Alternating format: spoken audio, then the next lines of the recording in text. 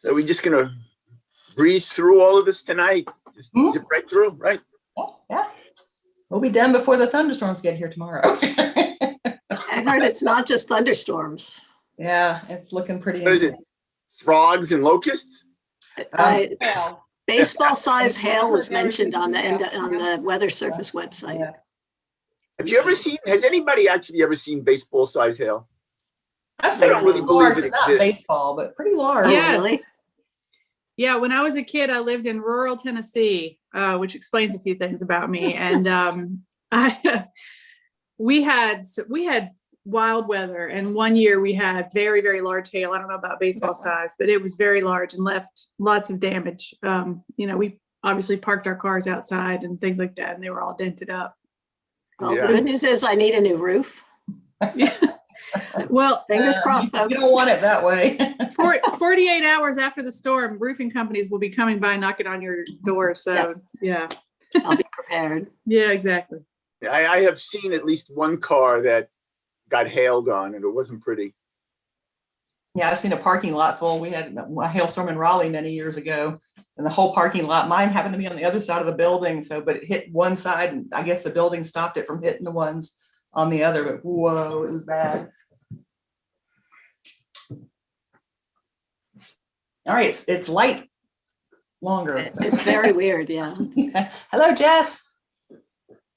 Did you get some allergy relief now that you're back on your medication?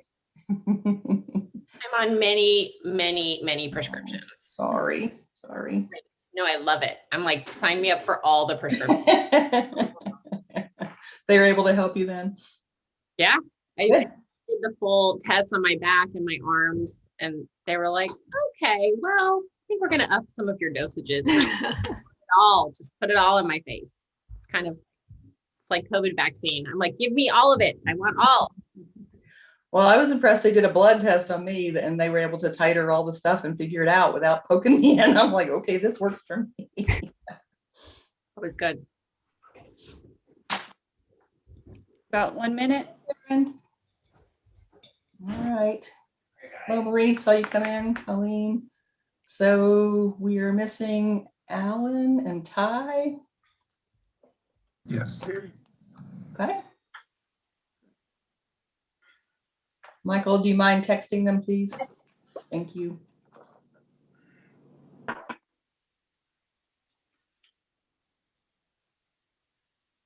Hello. Yep, there's Ty. Okay. Hello. Hello. You're not outside tonight. Oh, don't worry. That is about to change. All right, we're almost live, folks. All right. Well, good evening, everyone. Happy St. Patrick's Day. It is March 17th, Town of Chapel Hill work session this evening. We have 3 items on our agenda. We're going to start with the Glen Lennox master plan. We'll move into a discussion on short-term rental regulations, and then we'll get an update on the Orange County Transit Plan. I'll remind council members we also have a closed session after tonight's work session.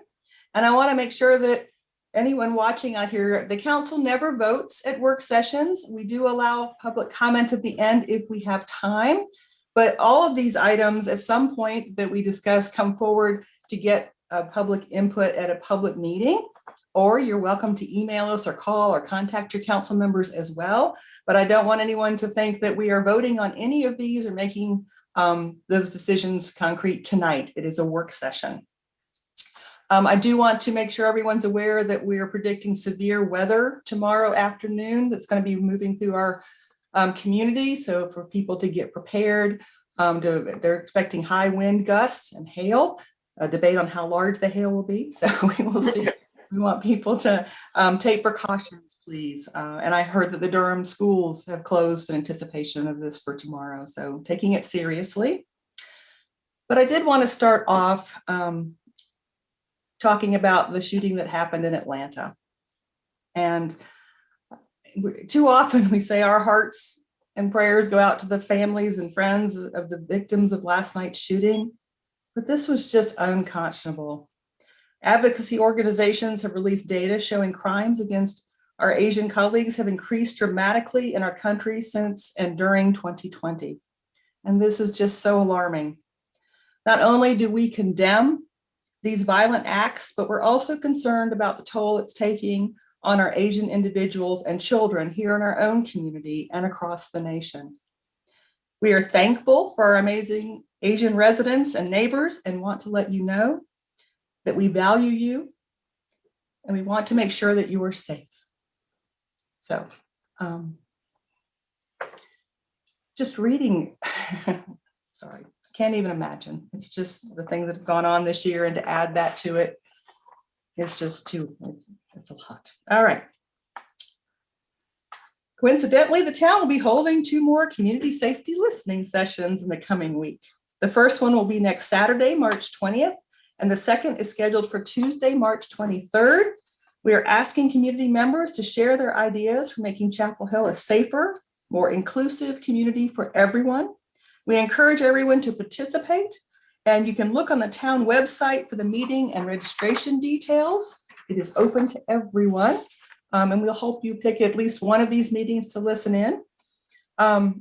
And additionally, I've been asked by our public safety team to remind people that our air, oh, that's the weather, sorry, covered that already, sorry. And again, public input is very important to us. If we have time, again, at the end of this meeting, we will ask you to use the raise hand function or *9 on your phone to signal an interest in speaking. But if there isn't time or we don't get to you, please know we still want to hear from you. And we will be telling you the different opportunities on these items as they come forward to participate in making your comments heard. All right, do any other council members have announcements? Okay, in keeping with state law, to get us started, I'll need a roll call, please. When I call your name, please verify that you are here verbally and then put yourself back on mute. All right, Mayor Pro Tem Parker. Here. Ms. Anderson. Here. Mr. Boyncey. Here. Ms. Gu. Here. Mr. Wynn. Here. Ms. Ryan. Here. Ms. Stegman. Here. The mayor is also here. Thank you very much. We did rearrange the agenda a little bit. We're going to start off with the Glen Lennox Master Plan update, please. Good evening, I'm Judy Johnson with our planning department. Here to introduce Grubb Properties, who will be giving an update on the Glen Lennox development agreement and potential upcoming changes to that. The developer is seeking tonight just feedback from the council. And I'm just going to turn it over to Whitney St. Charles, who is with Grubb Properties. She will give a presentation and provide the update. So Whitney, it's all yours. Thanks, Judy. I am Whitney St. Charles with Grubb Properties. I am going to give an update on the Glen Lennox Master Plan tonight. Before I dive into that, I do want to review the folks who are here with me tonight. Joe Dye, you recognize, Executive Vice President of Commercial Development at Grubb Properties. Also with me tonight is Allison Williams. Allison, you want to take a moment to talk about your role? Sure, no problem. Nice to meet everybody. I'm actually up in DC, so I'm an outsider for this crew, but it's wonderful to be spending some time down in Chapel Hill over the last year or so since we got involved in the project. My company is called Of Place. We help focus on creating neighborhood and community-oriented ground plane retail public space development so that we can help emphasize the value of the upstairs by making sure that the places that the place touches the people are really the best it can be for that neighborhood. So we are so excited to be part of the Glen Lennox team and working with Grubb. And we've spent the last year or so trying to shift the plans around so that they can meet the needs of this community, not only within Glen Lennox, but the surrounding neighbors. And hopefully it will be a win-win for everyone. And I think we're really excited to have some of your feedback tonight. And so thanks for letting me be a part of this.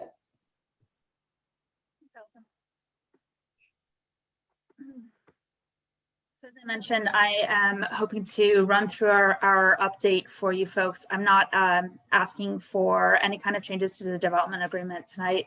I think that it's been a few years since the council's seen where our thoughts are with the plan. I believe our last publicly made available plans were published in 2019. Obviously, a lot has happened since then. So we spent some of our time revisiting those plans to make sure that they still work in a post-COVID world and really reflect our developing goals. We are intending to develop a community that is both nostalgic and forward-thinking. By that, we mean we want to honor the tradition and history of Glen Lennox while also promoting progress and innovation. We're hoping to maintain some of the mid-century modern design aesthetic of the original development, while also creating opportunities for visitors to Glen Lennox, residents of Glen Lennox, to engage with their environment through both environmental graphics and landscape architecture that has an opportunity for engagement. Glen Lennox is located at the intersection of 15501 and NC 54. The 440 legacy apartments were developed in the 1950s. Grove Properties acquired Glen Lennox in the 1980s and has maintained the single-story apartments since then. We began redevelopment in the early 2000s. As I mentioned, the last plan I believe that has been made public is seen here. We have developed our phase one, which included Link Linden and the Gwendolyn. It also included, which you may have seen on 15501, a new pedestrian-oriented and bike crossing that is now open. And our last time we came through, the commercial core looked a lot different. So what we're really looking at today is updating the outline of this commercial core here. Quick construction update for you folks. The Gwendolyn is delivering in April. It is 109,000 square feet, including 9,000 square feet of fitness and cycle centers and a community cafe, which we're hoping will open in August of this summer. Link Linden delivered in the fourth quarter of 2020. The 215 units are now available for leasing. The Link product is targeted towards 25 to 30-year-olds, 12-month renters who are young professionals. While not capital A affordable, the Link product in our mind is affordable in that it typically targets a 60% AMI renter. If you have not yet visited the clubhouse, I highly encourage you to do so. One really beautiful element that we've incorporated throughout the clubhouse is the introduction of pecan woodwork, which is actually wood that was harvested from the original development, and it just shows very well. I really love the clubhouse. I definitely encourage you to stop by. Now to the main feature, our master plan update. Again, you may have seen a plan like this down in the bottom right of your screen. That plan has changed quite a bit. What you're seeing in front of you shows the different use products. In pink is where we envision retail. So you'll see small slivers. That's actually the ground floor in places where we have upper story uses. So blue is office, yellow is multifamily. We're hoping to encourage hotel development on NC 54. And in orange, you'll see our single family townhomes. The design intent is to reduce density moving east to the single family neighborhood in Oakwood. The Neighborhood Conservation District was a product of a series of community hearings in the 2000s where the community was given an opportunity to create guiding principles. These guiding principles on your screen continue to provide the framework for our master plan.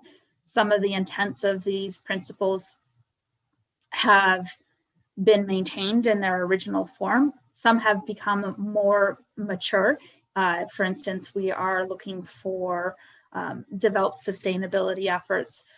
You've heard us talk before about our interest in bicycle connectivity. To that end, as I mentioned, we have the bicycle crossing at 15501. We're also currently exploring what a connection between Glen Lennox and Meadowmont might look like, and that's something that we hope to progress with over the next year. We're working on with a landscape architecture team, and I apologize, I forgot to mention the incredible consultant team that we're working with.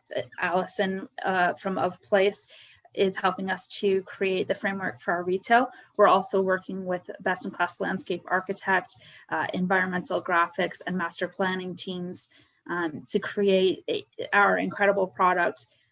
Some of our inspirational imagery on the right here shows what we're hoping to achieve in the course of our product. Though again, none of this is set in stone yet, so there's much room for change. One of the major changes you may have noticed is the change in the street network.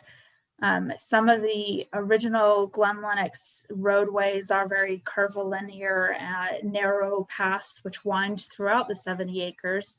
In the interest of maintaining bicycle connectivity, we've introduced protected bike lanes through north-south through Hamilton Street. You can see an image of what that might look like here. So this image would be what you would see if you were looking north up Hamilton from NC 54. We also have focused on creating a village green at the very center of our commercial district. Our hope is to really activate this center, to bring pedestrians out, to make a pedestrian permeable experience on Hamilton through this section between these east-west roads here.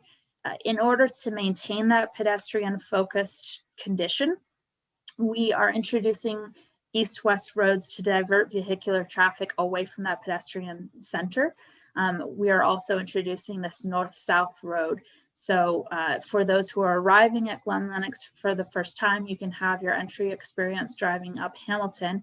And for those who've visited Glen Lennox many times and are very familiar, you can drive up this western road to get to parking here for what we're hoping to be some grocery anchor, or if you're a resident of any of the buildings. We, as I mentioned before, are really focusing on the natural environment, on creating great green spaces that allow the visitor, the user to engage with the environment. Our Central Park will be a main feature. We're also studying a greenway north-south at the east side of the property.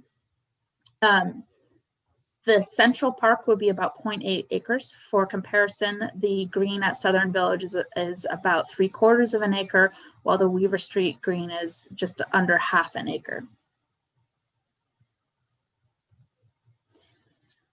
While we're studying the greenway, our focus is on transitioning building height from the core to the community to the east. The hope is to make a comfortable condition for those residents in that community. We continue to study and work through what that will look like. We've had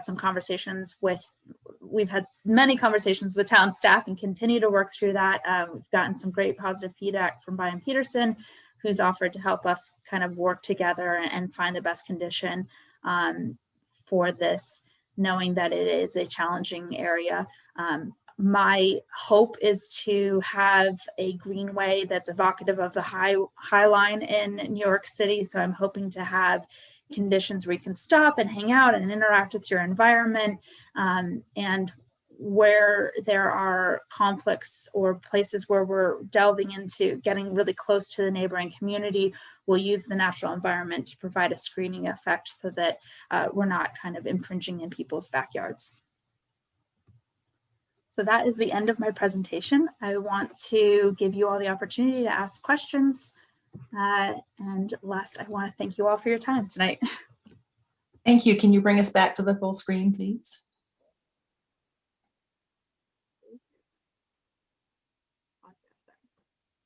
I think it's important to note that none of us were on council when the development agreement was being considered.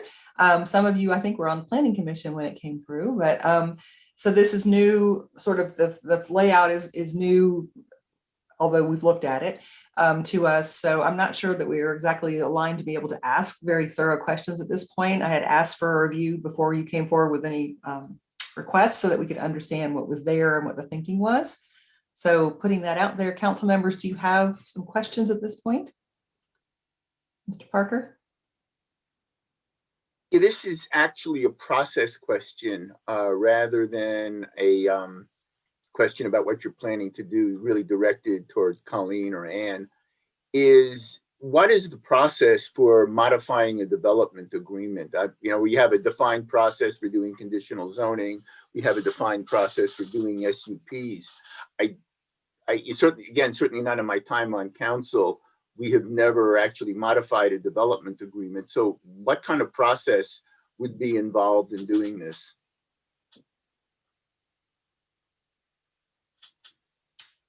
I would say, having not done that before myself, I would defer to Ann or Judy for the answer. Sorry.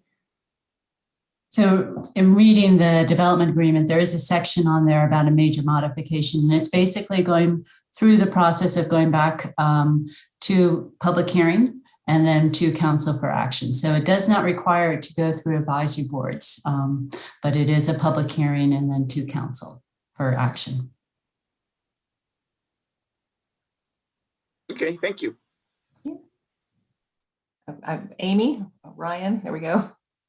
Hey, let me just say, first of all, I'm really excited by the placemaking things that you're showing and the greenways and all the outdoors. So 2 thumbs up on that direction, and hoping you can make all that come true, because it's really lovely. On a more practical level, are you changing the square footage of any of the uses that was approved in the development agreement? Or are you just reconfiguring things, or?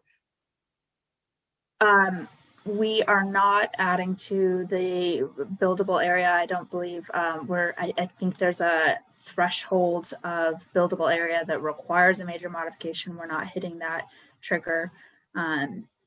But, this again is not set in stone. We continue to work through the design, and ultimately it depends on what is feasible in order to develop the project. So the amount of area is going to be driven by the development costs, making the deals work. Okay. And just, I assume that if the uses change, and I know that it looks like the road network is changing, that we'll get updated traffic studies with that as well, just to make sure. I know how dependent traffic and things are on use. And so I'm just putting a plug in for seeing those as early as we can when we're thinking about the changes. But otherwise, it looks really nice. Oh, one more pitch is just to try to keep some of the green feeling along the boulevard. I know that you've replanted trees in front of the Gwendolyn and in front of the new clubhouse and all over in there. And I know they take time to grow, but that green boulevard feels very much a part of the Chapel Hill character. So I think I know it looks like you've got a slip road there now that you're not actually fronting on the boulevard. So a little bit more green and a little bit of separation, I think would really be appreciated. Thank you. Okay. Anyone else? Ben? Well, I would like to echo what Councilor Ryan just mentioned. I think it will be very helpful for the council if we can have a one sheet side by side kind of comparison of what has been changed, because like Mayor just said, we're not involved in the initial approval process. So I mean, this new plan looks very nice, but I would like to understand what kind of impact that it really has. I mean, with the change to the development plan, is that the change of the total floor area, or is that the change to just the moving things around? I just want to make sure that we understand those details. Or with regard to the number of units, are you adding units to it? Are you adding new commercial space to it? I mean, at this time, I just have a hard time to wrap my heads around the final material has been presented. It looks nice, but I'm not really fully understand that what the kind of change that you are introducing. Another question is, I actually heard some residents that in the going Lennox apartment complex, they complimenting that in the initial process of the development agreement, there is agreement with the residents, or especially have been the long-term residents, that there are agreement with them to keep their rental costs low. I don't know if there's any change to that or any changes that related to the affordability of the units over there. If you can provide some summary information to us, I think that'd be very helpful.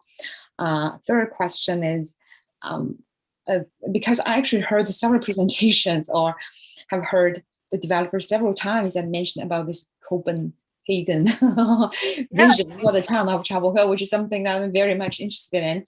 So I would like to know that how is that plan, or is this will bring us closer to that kind of vision, or how this project is related to its connectivity with university, with downtown, or with our neighborhood. So that kind of information that we can provide, I think that'd be very helpful. Thanks. Okay. So when do you think you'll be coming back to us with whatever you're looking into?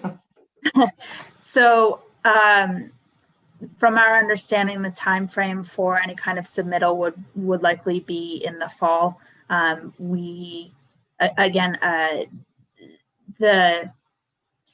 Tonight's review is largely conceptual. So this is where we have arrived through the many months of development, our different stakeholders that we've engaged, including, thank you, Hongbin, for mentioning Copenhagen Eyes. They have played a large role in the bike network throughout and provided a number of recommendations for strategies that the town could implement in order to help with that connectivity. And that, is laying in, playing its part in our 15501 intersection and what we're studying for the Meadowmont connection. We continue to work with staff. We will continue to work with staff throughout the spring and summer to identify what exactly the specific request is. But at that time, we will put side by sides kind of prior iterations that you may have seen, as well as the current version, so you can see what has shifted along the way there.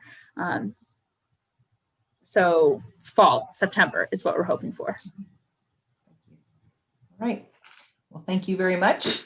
And council members, if you look over the materials and have further questions, I'm sure Whitney and or Joe would be happy to answer them. So I encourage you to review over the materials and submit your questions. Thank you. Thank you for your time tonight. All right, great. Thank you all. All right, that brings us to the next item on the agenda, which is short-term rental continued regulations discussion. And we're going to have a presentation from staff, and then we'll share some comments. All right, 1 second here.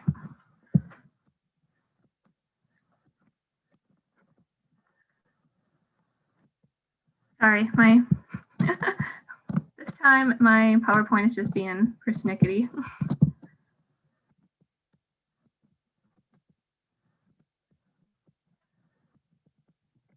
There we go. Can we all see the screen? It's too large, I think. Oh, brother. Maybe just a quarter of it. Yeah.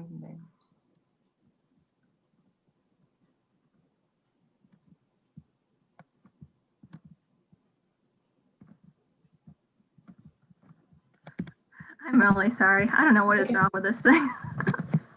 Let's try this again. Anya, I don't know what your bad juju is, but there is no way that you should be, have this much trouble with one program every time. Well, yeah, I completely agree. I'm clearly cursed, and I have no idea what I did to upset the PowerPoint gods. You're totally cursed. I don't know what you did either, but it's really bad. Yeah, is it still super large, but is it at least readable? Yeah, I think like a quarter of it is cut off. Yeah. Let's, Judy, do you want to be my Vanna White again? If all your slides have the text on the left, you should be okay. I don't know that they. Oh, well, If not, you're in I'm trouble. sorry. All right. Well, good evening, everybody. I'm Anya Gran with the Planning Department. Judy's looks great, so thank you, Judy, for your help with this.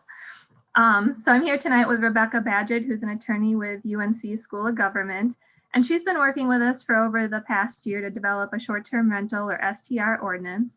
Rebecca's going to be facilitating our discussion tonight, and we have about 12 slides, and we anticipate this taking maybe 45 minutes or so. So next slide.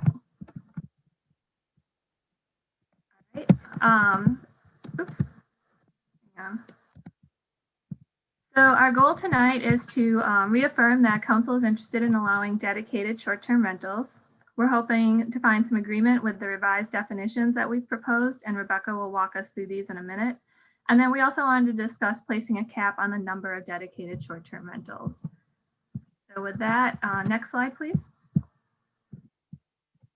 So what we heard from all of you at the December 2nd work session was that there was an interest in addressing dedicated STRs as they could have the most impact on residential neighborhoods.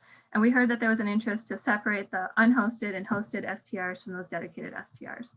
We also understood that there was an interest in capping the number of dedicated STRs, and we're going to go through possible caps in a minute.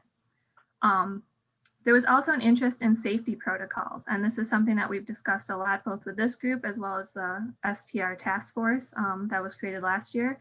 And we just wanted to reiterate that the town does not have the ability to actually go in and do safety inspections for short-term rentals, because these usually fall underneath the residential building codes with the types of buildings that they're in. And finally, we heard that there was an interest in allowing existing STRs to remain in operation. Is all of this still accurate? Does anybody object to any of it?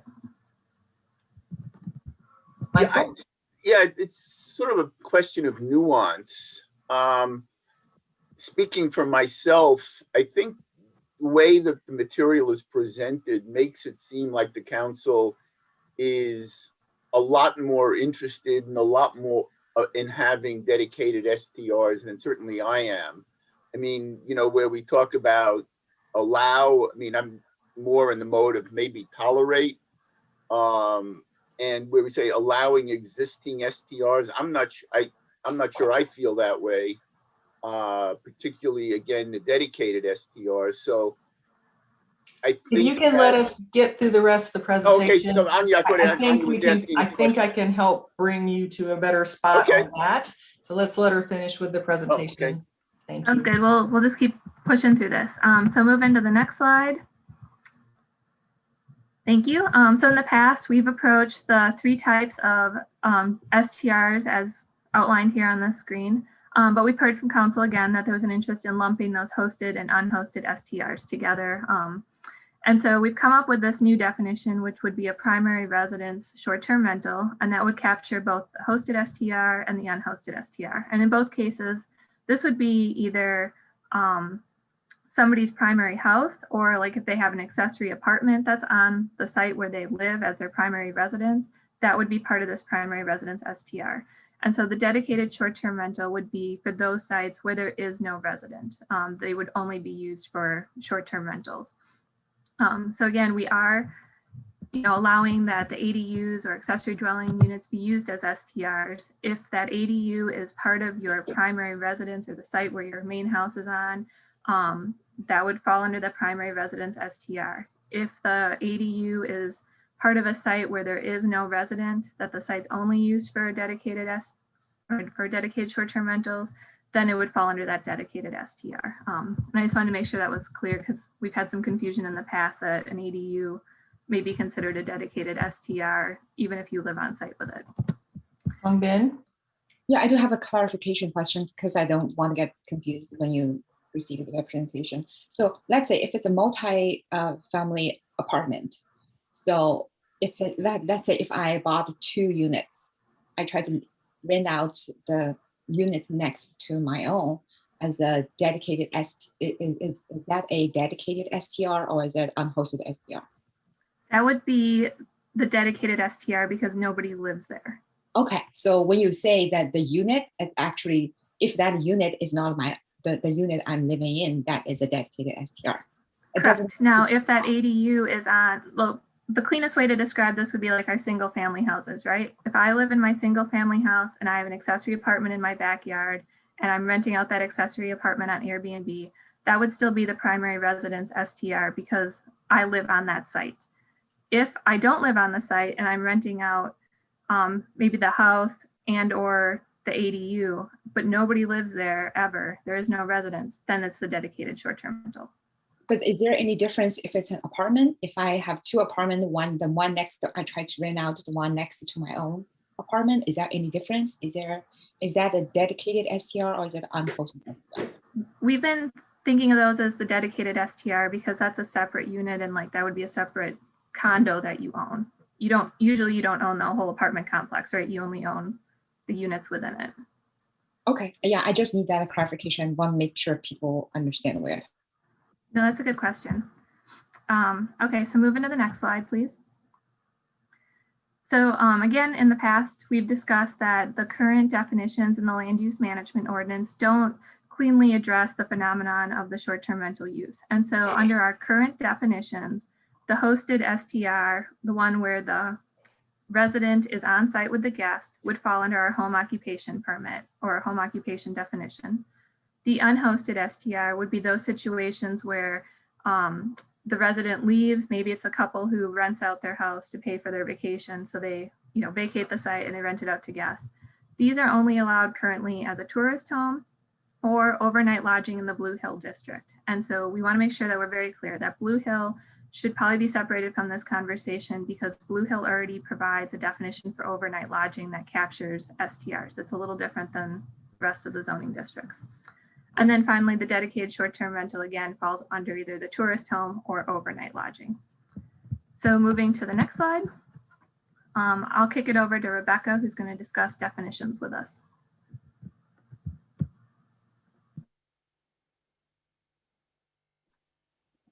Thank you, Anya.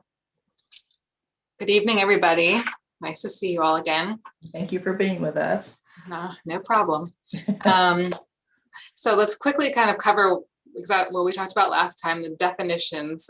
There's two primary ways that we're looking at dividing this. As Anya was saying, there would be a primary residence short-term rental.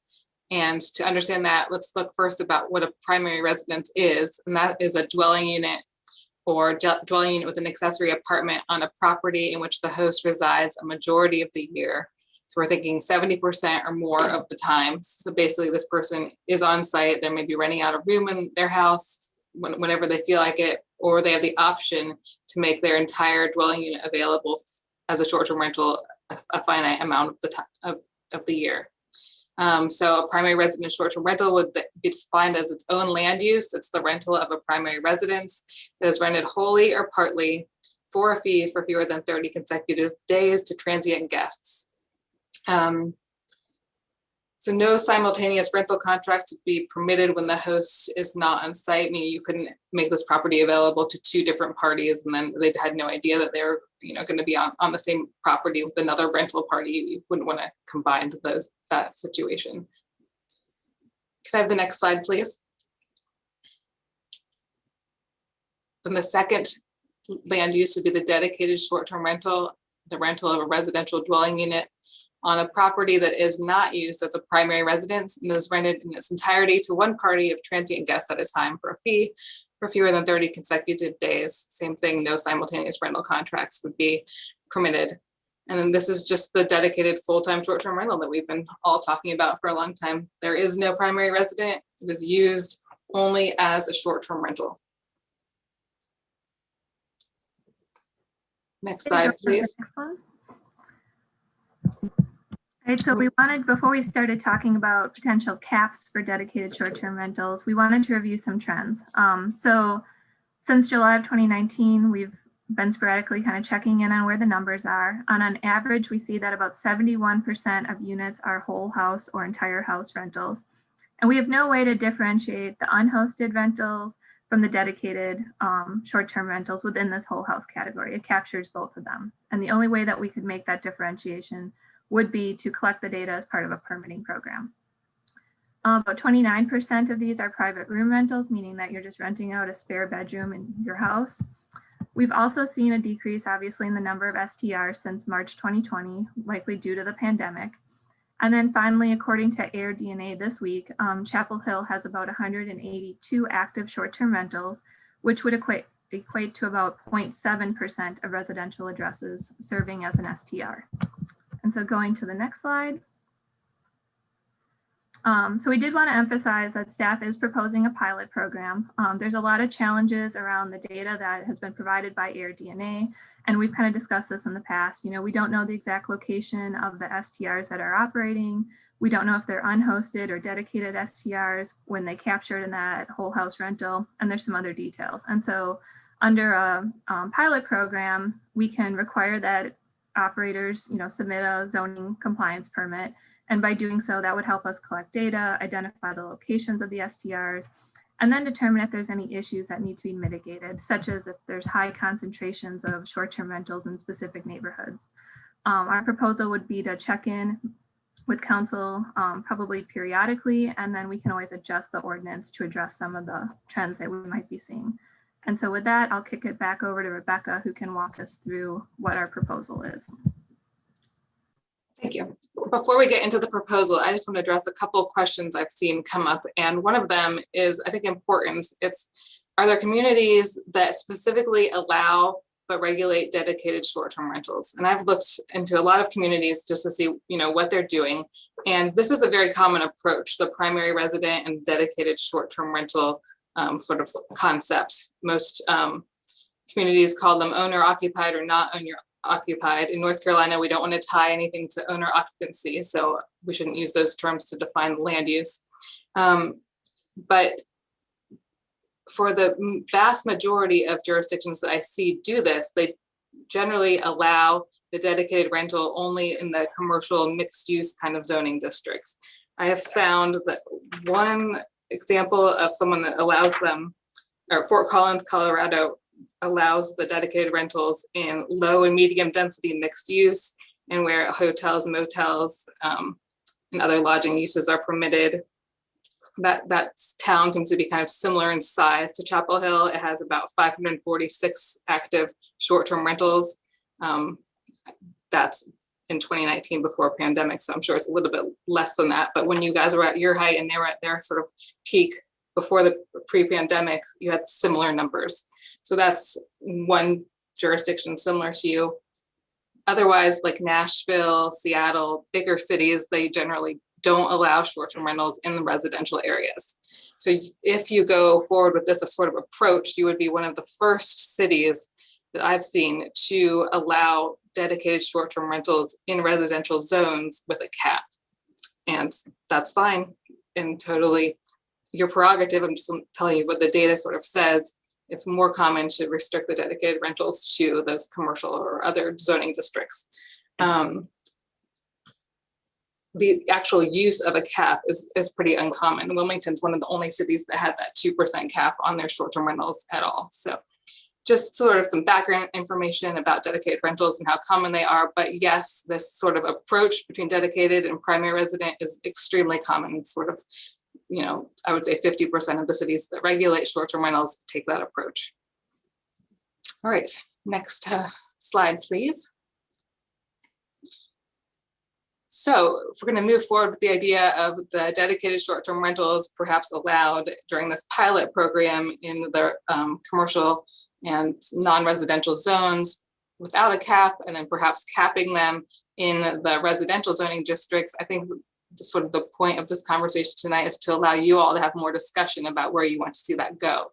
So Anya redid the math and changed the permit caps for all of you today.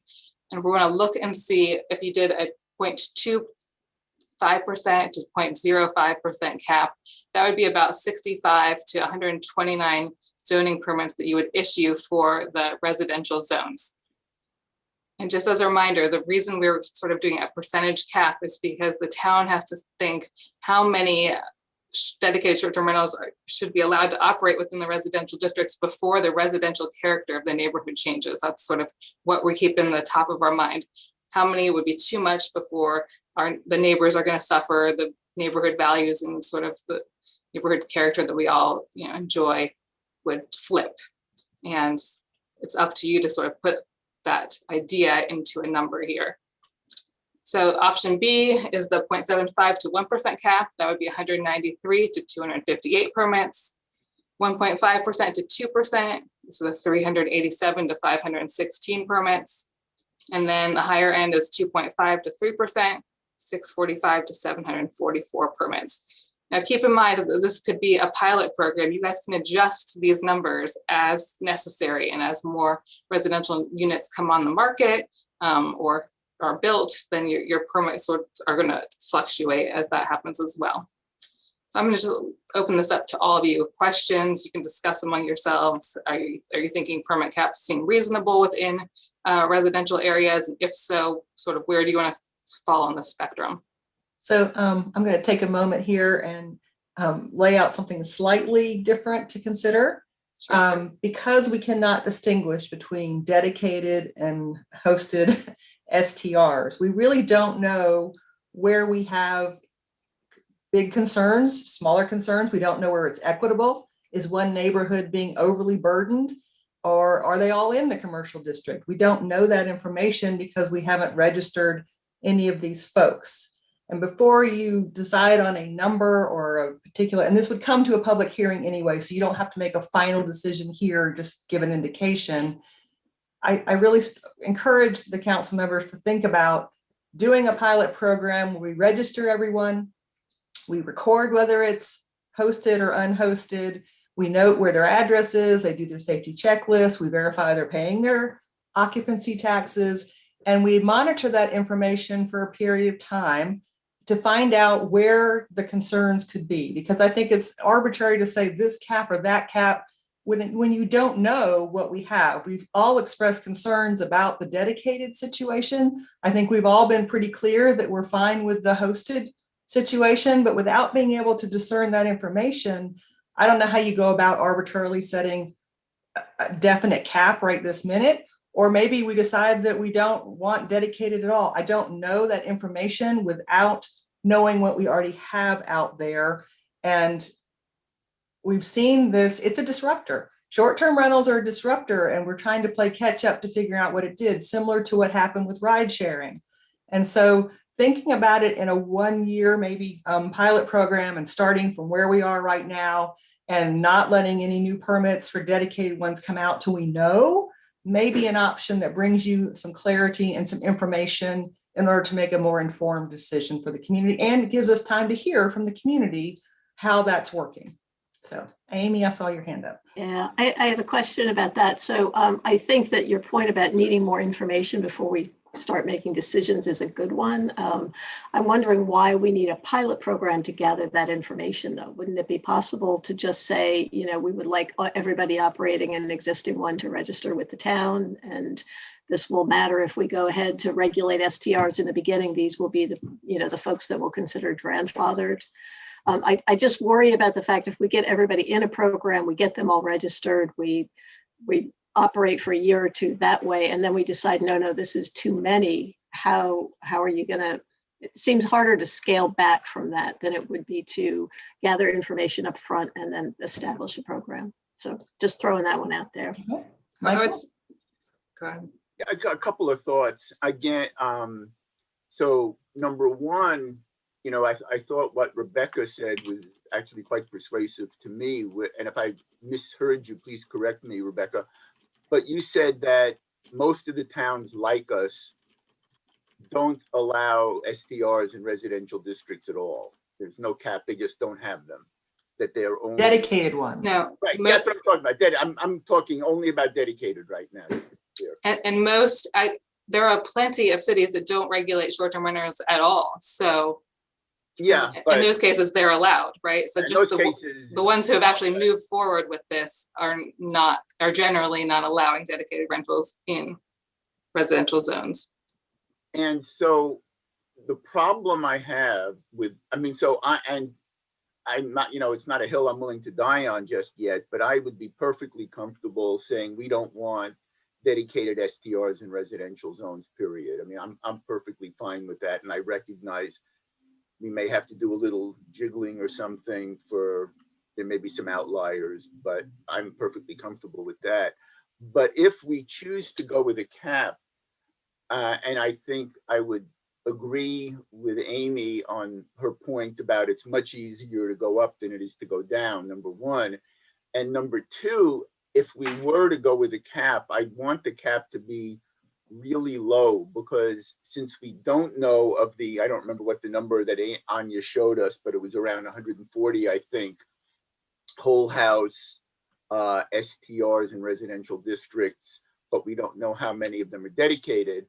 So, but presumably lower than the 140, whether it's by half or some other number, we don't know.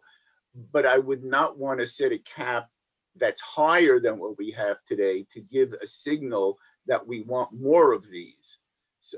So whatever, if we choose to go with a cap, I think it's got to be really low so that it does little more than to cover the ones we have, but doesn't encourage folks who, that I don't want to send a signal that we would like more dedicated STRs than we currently have in our residential districts.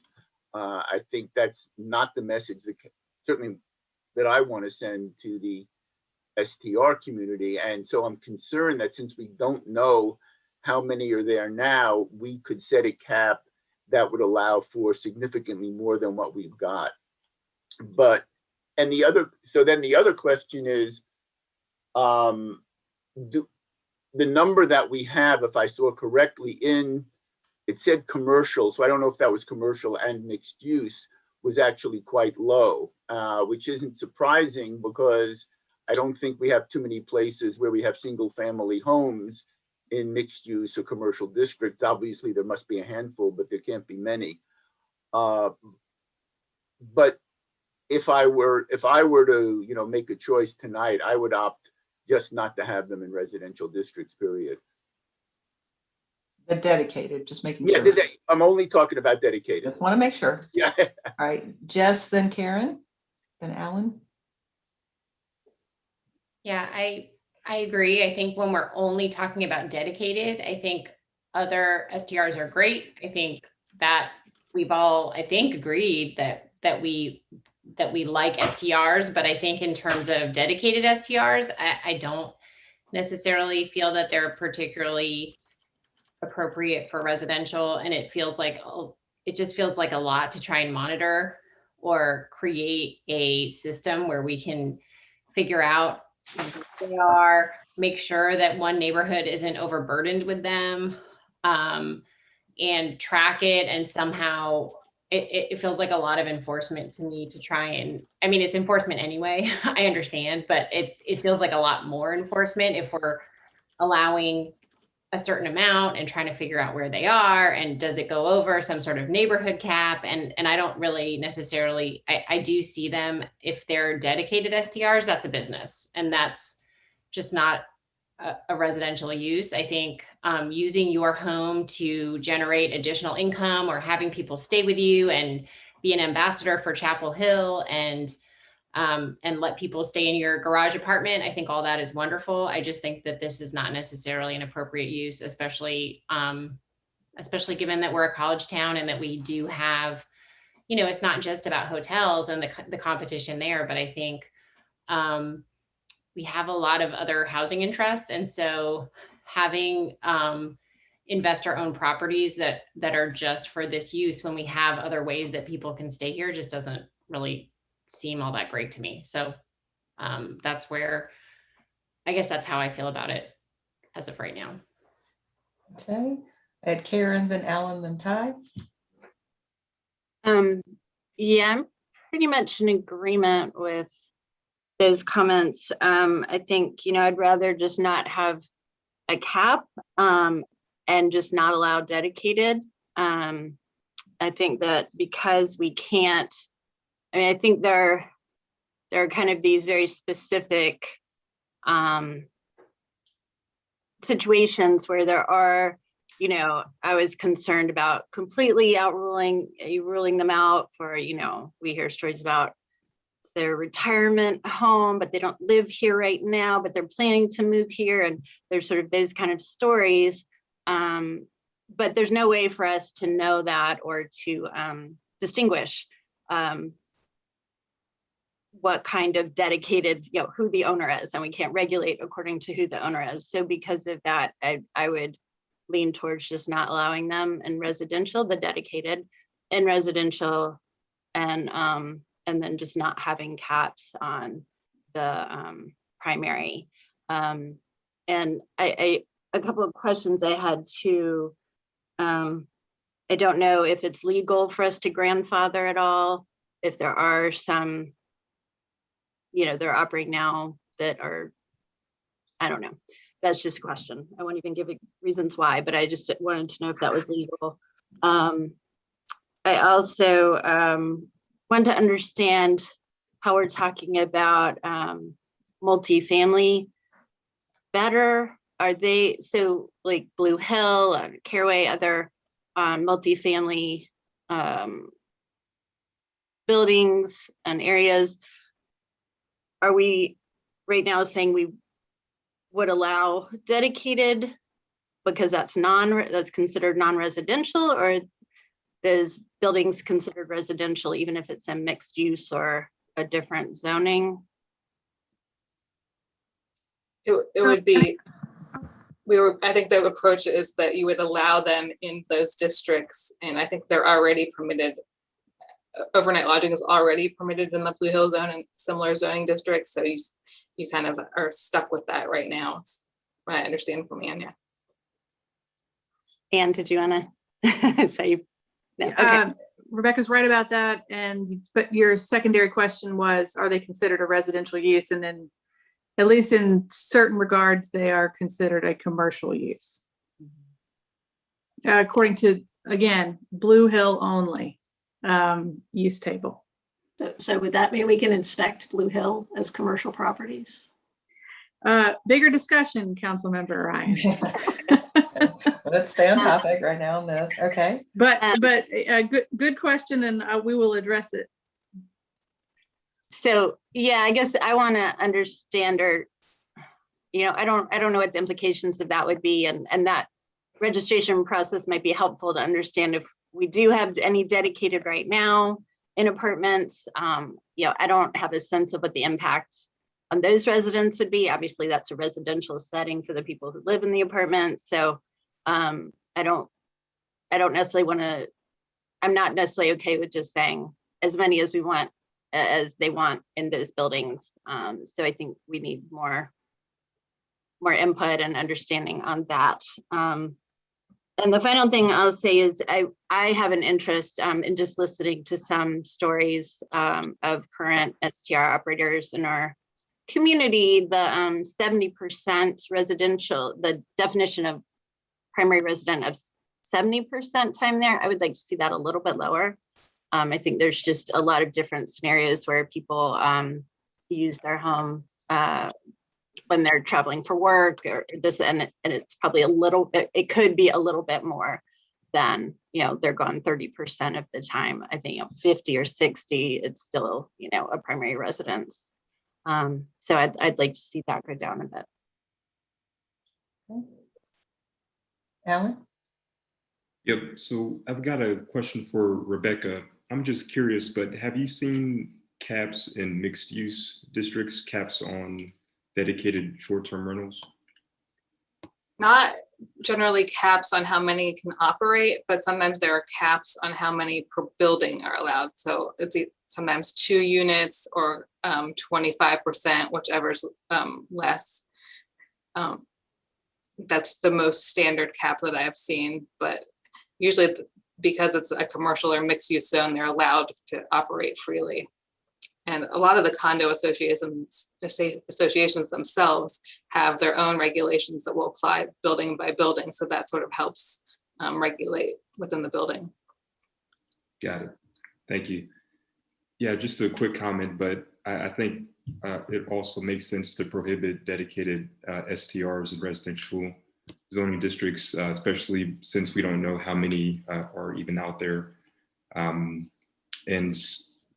yeah, I guess with respect to, following up on my question about mixed use districts, I mean, I'd be curious to get some more information there about, what those caps look like. Very, very helpful what you said, Rebecca, about the two, I guess the caps on, I might have misheard you. Was it 2 units per? 2 units, or sometimes it's 25%. Obviously, different buildings have more units in them, so you might want to do more than 2. But that's kind of the industry standard, 2 units or 25%. Got it. And is that a standard that's put on by the property owner, or is it by the town?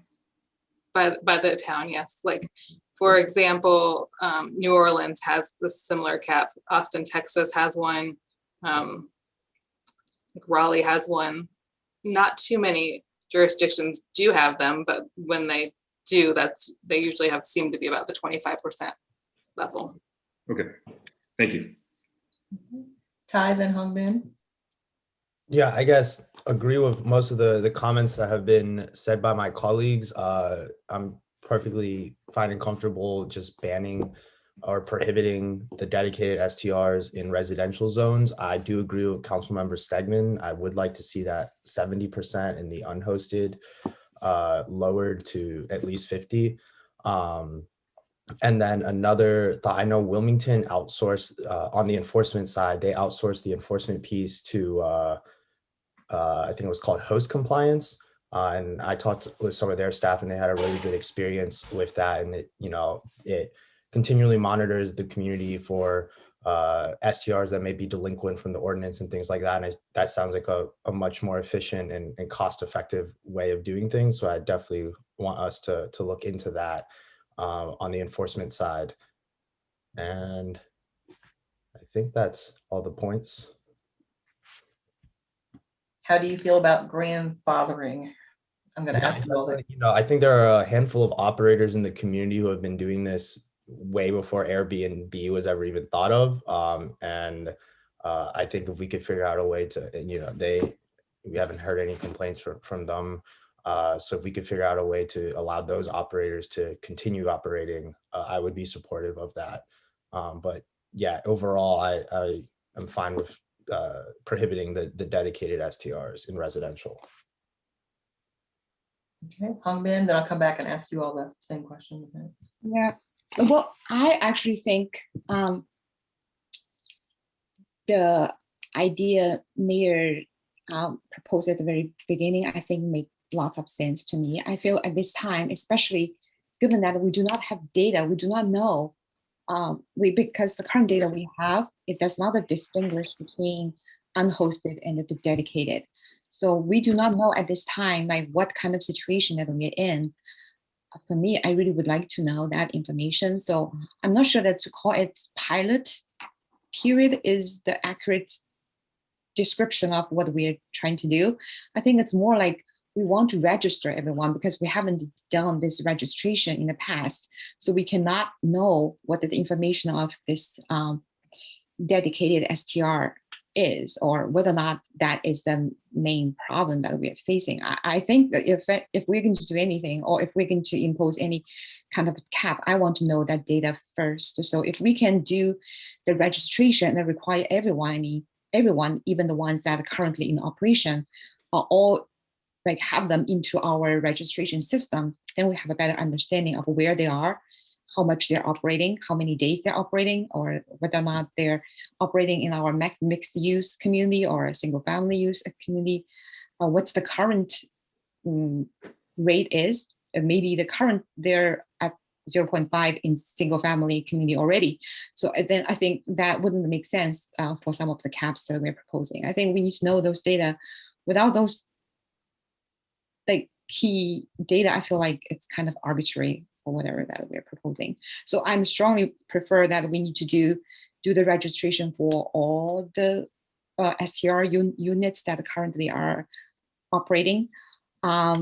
And then I think we maybe like, I don't know, maybe we can impose 1 year of a freezing period. We're not approving new STR permission. And then we just figure out how the current available STR is operating. Then we decide if it's too much, or we can open it up, or we can impose some kind of a cap. I feel like without that information, I really don't know what is the basis for our regulation or the cap. How do you feel about grandfathering? Well, if it's already too many, then we can have a conversation of whether or not we want to reduce or okay. grandfather them in. At this time, I just do not know how many of them are actually those dedicated units. Okay. Michael, you had your hand up again. You're muted. I guess first I'll answer your question. I mean, I don't really mind grandfathering as long as it's, the staff thinks it's practical and, we can establish some realistic cutoff that is presumably earlier than today. It doesn't seem like there's a huge number of them, although, but as I said earlier, I also don't feel strongly either way. I can live with it, but I just as soon probably cap it. I mean, excuse me, abolish them. The question I have for staff, though, is how comfortable is the staff that will really be able to, whatever it is we do, that will actually be able to enforce it? I mean, I know, for example, that our success in enforcing, the 4 unrelated occupants in a house or whatever hasn't exactly gone swimmingly. And I'm always leery about passing ordinances we can't actually enforce. And so if we don't know today, would we be then, I mean, I'm just sort of thinking, let's say we don't want them in residential districts at all. Does that mean we would have inspectors going online to Airbnb or using AirDNA, getting names and addresses and actually knocking on doors and telling people, they're out of compliance and they have to close up shop? I mean, is it really feasible to operationalize this? I think it is with the help of some enforcement software. And so, like if Wilmington is using host compliance, there's also a number of other software companies that are doing similar things where, the operators would come and get a permit from the town. We would enter that into our system. And then like a host compliance or another software company uses the parameters of our ordinance and they scrub the, Airbnb and VRBO and the other hosting platforms. And they kind of help, make sure that these folks are in compliance, right? Like that they have a permit. You can ask the short-term rental operators to actually post their like permit number on their listing so that we can verify that it matches. They often will send out the letters, either reminding people if it's like an annual permit that their permit is coming due and they need to reapply, or it could just be, sending out letters saying, hey, we have a noise violation, or we have, you've gone over the number of days you're allowed to rent it out, or whatever it might be. And that software can help us a lot with some of the enforcement to save that work from falling on our inspectors. But ultimately, we would be prepared if we said no more, take the most draconian case, no more dedicated STRs in residential districts. So obviously they're not going to apply for a permit because we wouldn't give them one. But they keep operating. Will we get that information, and are we prepared to take whatever legal steps necessary to shut those places down? Are we willing to go that far? Yeah, I believe that we are. Those like host compliance and others can actually scrub the internet, verify those addresses so that we can get that address and then notify those folks that they're operating out of compliance. And so we'd follow the same requirements that we do for any other zoning violation. Thank you. Okay, I'm going to go and ask you each a couple of questions, and I want to try to see if I can sum us up to where I think we are, and you can verify where you think we are. I want to know how you feel about grandfathering. I did hear that maybe we need the data first before we make any decision, but I just want to hear whether you're considering grandfathering existing dedicated STR. So if you want to put your thumbs up if you're considering it. Okay. If Thought I Can I heard do- more than that, sorry. Thumbs up if you're willing to consider grandfathering the current dedicated STRs once we know where they are. We don't know that. If you're just willing to consider it, I'm not asking you to say yes or no, just willing to consider it. Okay, I'm seeing the majority of you willing to consider it. Do you wish to see caps on multifamily? Because I'm just giving you an example, which was sent to me. If you took 25% of something like the Berkshire, that's a lot of units in one building. So would you like to see some offerings from staff to come back with some recommendations that are, I don't know, different's the right word, but do you want to consider some kind of regulation? And I'm not saying you have to decide, and I'm just saying, are you willing to consider that? Okay, I got some positives on that. Okay. All right. It sounds like we're all in agreement that we'd like to get these STRs registered and the safety checklist. Is that a yes? Okay. And then once we know that, and I've heard mixed feelings on this pilot, so maybe staff could come back and say, well, we're going to have a public hearing, so we're not deciding tonight. They could say we'd like to start registrations at a certain date, and we will close it at however many months they think it would take to get folks registered or put that notice out there, and we'll come back to you with what the spread is at some meeting, so that you can see the information about which ones are hosted and which ones are not and where they are. Does that make sense? And they could have the zoning district. Does that make sense? Instead of calling it a pilot project, we're going to actually find the data before making final decisions. I'm seeing confusion. Yeah, if we can actually get the data, I'm a little skeptical that we'll get the data. But well, they're if going to we- register. Yeah. They're going to register, so we're going to have, and they're going to tell us on the registration whether they're hosted or unhosted. They're going to tell us that. Well, if I operated, let me be the bad guy. If I was the one operating a dedicated STR that I thought the town might be looking to close down, I probably wouldn't file for a permit, and I certainly wouldn't tell you that it was a dedicated STR. Well, then we're going to catch you once we put it into effect. But by that, that's what I'm saying. But we won't have the data. What I'm saying is, I don't think this will really give us the data we want. It's people are going to game the system. I mean, the only thing you could do is just say you won't be eligible for a permit once we register unless you've pre-registered. Yeah. Maybe. I want to point out a legal issue with the registration idea. So Wilmington's ordinance is now in the Court of Appeals because they have a rental registry, because our state statutes have a provision in them where it says that the residential registries are prohibited. And so sort of my thinking is that we don't register the properties. It's always you issue the zoning permits. And I'm concerned that you're going to run into some issues if you have everyone come in and register and then start doing zoning permits. The first step should really be issuing these zoning permits, because they are a land use and you're regulating them through zoning. But then adding this registry requirement first is going to possibly be problematic. I would be glad to see what Ann has to say on that, but just it's sort of a red flag to me that I don't want you to all end up where Wilmington has ended up.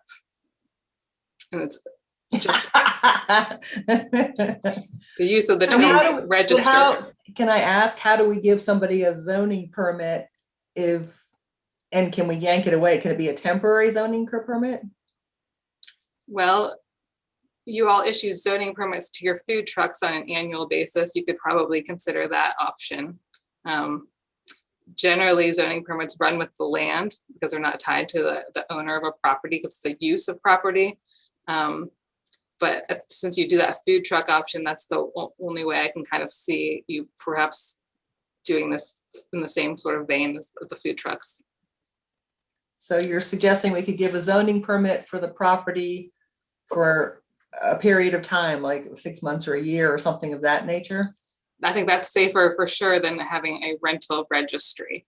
And what y'all are interested in gathering all the data, I'm hearing that, you want to know how many there are. That's sort of why the permit caps is a way to gather data. So let's say you chose a 0.25% permit cap, and then you'd register your 65 to 100, your 65 properties, and then perhaps you could have a waiting list and see how many properties owners are coming forward to be on a zoning permit waiting list.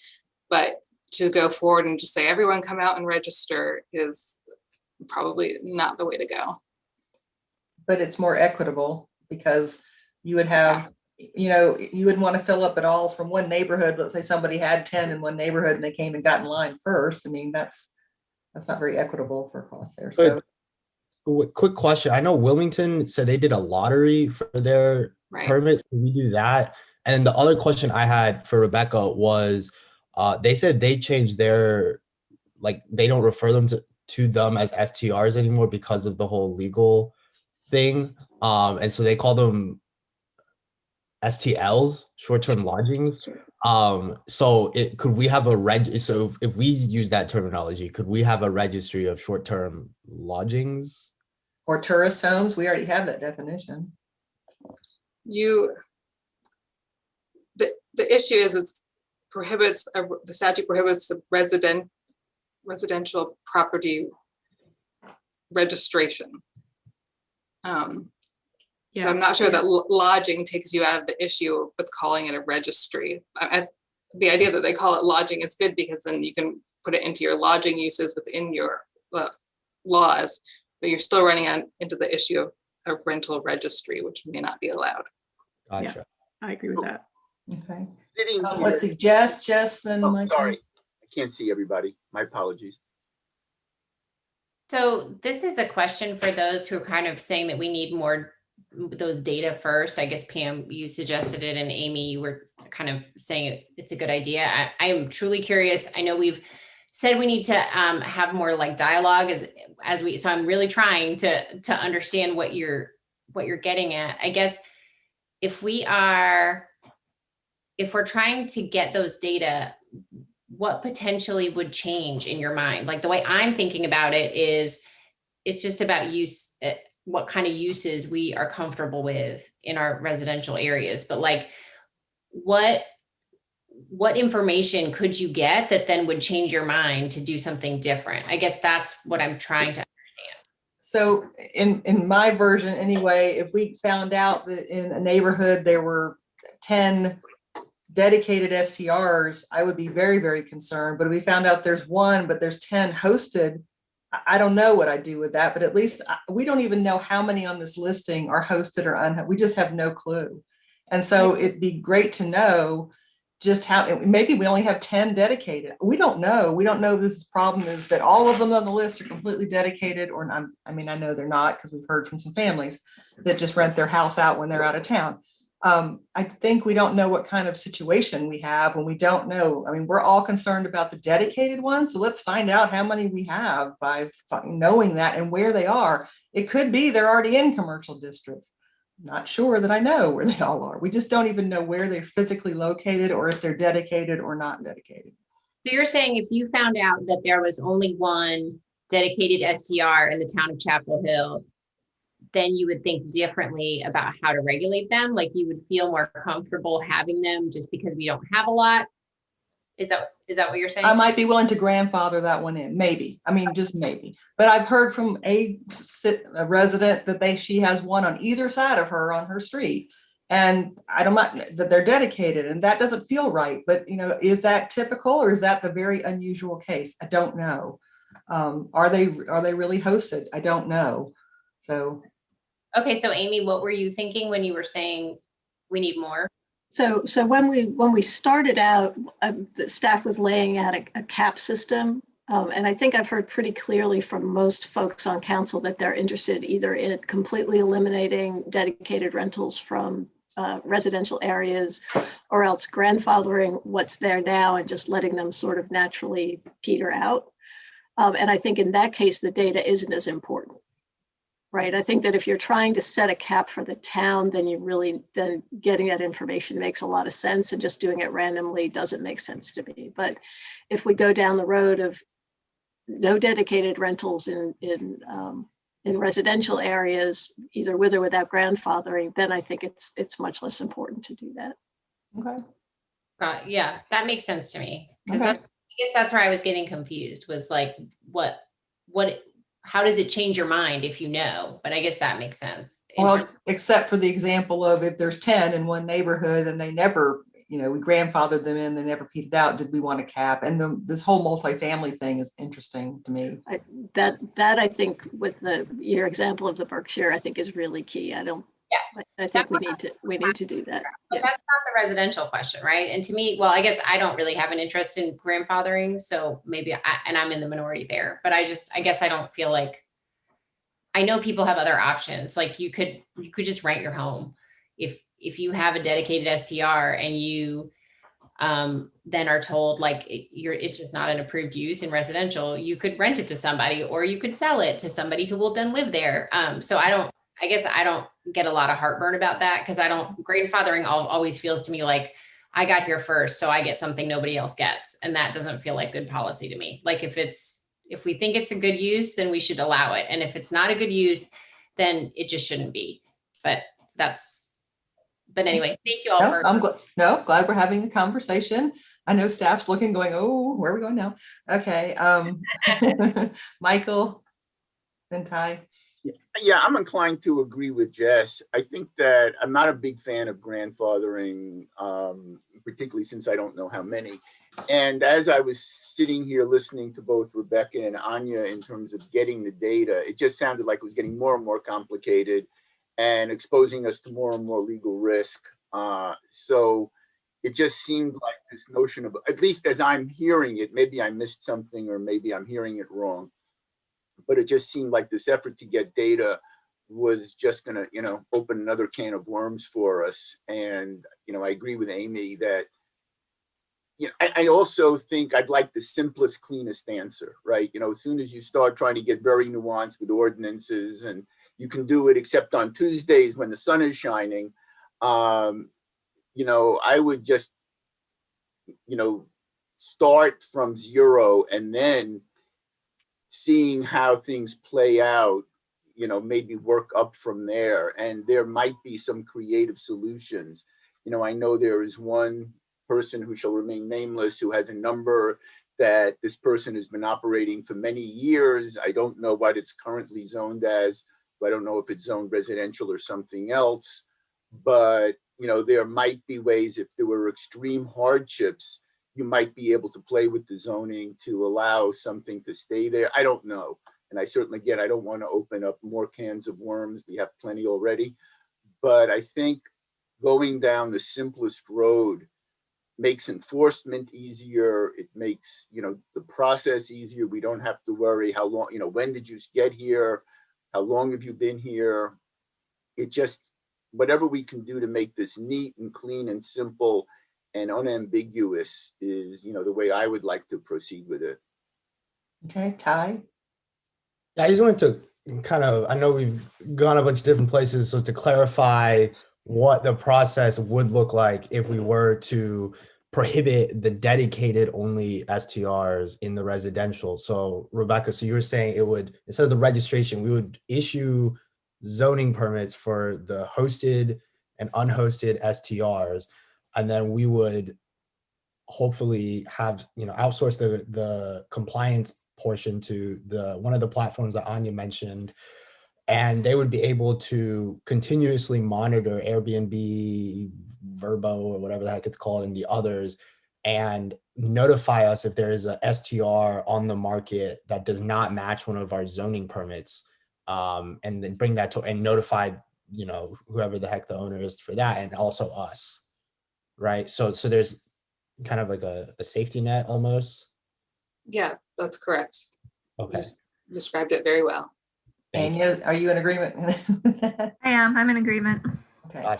Thank you. Just wanted to make sure. Anya, can I ask if you have questions back to us from what you've heard so far? And Karen, I'll get to you in just a minute, that need clarifying, because we're coming together a little bit better than we were at the beginning, but we're getting a little further. And I know, and just so folks who are watching, we're not making decisions tonight. We'll have a public information session. It'll go to the Planning Commission, and then it will come back to council for a public hearing. And then we can't vote the same night we have a public hearing anymore. So there'll be opportunities for input. So this is just sort of coalescing where council thinks they want to go. So Anya, do you have more questions for us?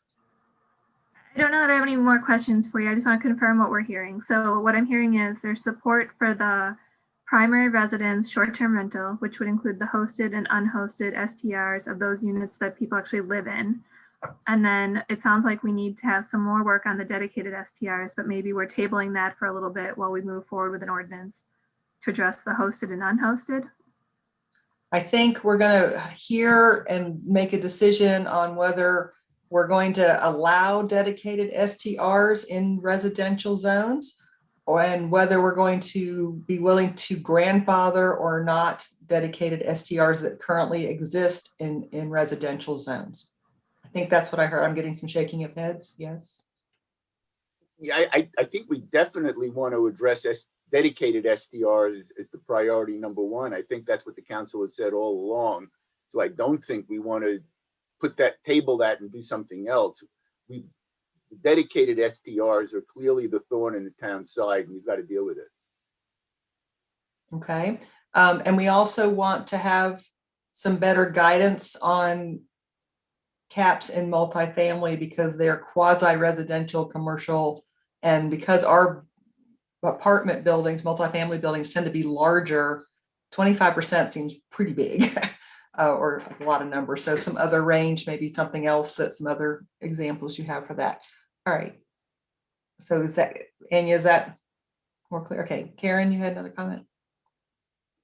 I was just circling back around to say that I agree with the STR none in residential. And I don't know if I hear what Michael's saying about simple and clear, which yes, but I do have more of a concern for the folks that might impact who have been doing this a long time without any problems. I'm just wondering if there's a way, and this is really complicated, I know, to have, if we go down the grandfathering path, to have criteria for grandfathering, or is that like super messy, not good?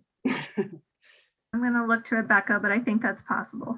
I think that the best way to approach that would be to perhaps get various clear criteria and then maybe have them apply for a special use permit. But I do not think you can just grandfather one person and not grandfather another. So you have to have another route to do that. So that would be an option for you. As long If as they've you been paying their occupancy taxes would be a hurdle. If they can prove they've been paying them already, yeah. Right, if they've been paying their, if there haven't been complaints about them, if, you know, I think we can probably come up with a few basic criteria and see where that gets us to kind of balance the interests and then move forward without any new dedicated in residential. I mean, grandfathering is messy anyway, especially when you're grandfathering a use that is technically not, has never been allowed, even though I know that that is in itself a tricky distinction in this context. But as you say, standards for who gets grandfathered is almost essential in some ways, not because we're trying to say you're a better person to be grandfathered than another, but whether you even qualify for grandfathering based on your prior activity. So I think that is all if this council decides that grandfathering is a path to go down, that is something that, I mean, it's something that will have to be examined. Okay. Can't do it tonight, but yes. Thank you. Mm-hmm. Anya, you had talked about one point that's going down the path of hosted ones pulling a home occupation permit. Is that still an option, or is it just not recommended? It is an option. I don't know that staff fully recommends it, just because the definition for a home occupation is so tight. It's limited to 35% of the floor area or 750 square feet, which really, doesn't give people a lot of room to wiggle around Okay. in. Yeah, that would be complicated. Okay, just checking, because I knew that we explored that. All right, are we feeling like we have enough information to move forward for public information and planning commission? And we gave you a lot of variables there, but I think we'll put something together. Any other questions of us? Don't think so. Thank you, everybody. Okay. Thank you, folks. And again, a reminder, there'll be plenty of opportunity for the public to weigh in and give us your opinions. And we look forward to hearing from you. We know it's a complicated topic. We know the community cares a great deal about this topic. And we get to decide for our own community what works for our own community. And we'll learn a lot when we get these zoning permits pulled, won't we? So we'll have more information about that. I think Anya too, sorry, I don't know if you left. You're going to need to give us some start dates as well as when you would start wanting to post for people to come and get a zoning permit and how they do that and how much it costs, all that kind of stuff. And then and sort of a finish line that you can bring us that information back. Take care of that. Okay, great. Thank you. All right, folks, that moves us. Thank you for that. That was a good discussion and dialogue. That moves us to our next item, which is an update on the Orange County Transit Plan. Welcome, Mr. Litchfield and team.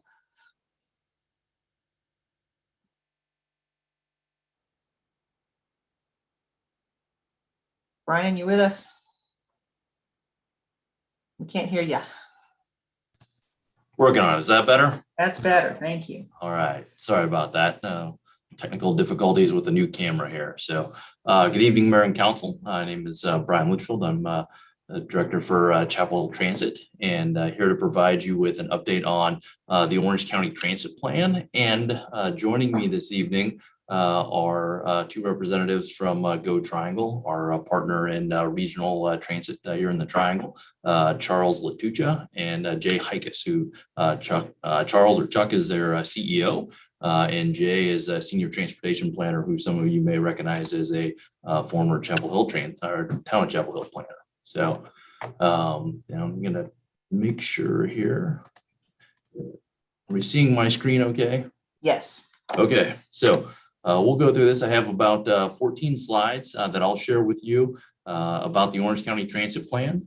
And then we'll take a pause after that to take whatever questions that you might have at that presentation, and then we'll follow it up with about another 10 minutes from Chuck and Jay talking about the proposed commuter rail project.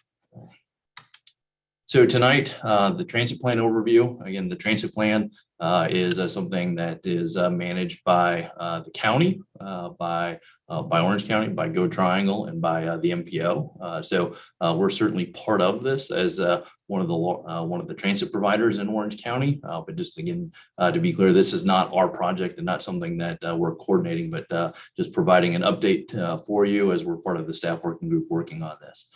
So we'll talk a little bit about a couple different things tonight, because some of you have a pretty good experience with the plan, and some of you may be hearing about some of these things for the first time. So we'll cover the funding for the plan. We'll talk about the initiatives that the plan is currently funding and what it is looking at funding. We'll provide an overview of the plan update and kind of next steps, and then we'll talk about the Chapel Hill Transit staff priorities for the plan update, and we'll hope to get your kind of reactions and feedback to that or to those priorities. So that will help us as we're providing feedback to the staff that's working on this for the county and their consultant team. And then we'll talk about the proposed commuter rail project as well too.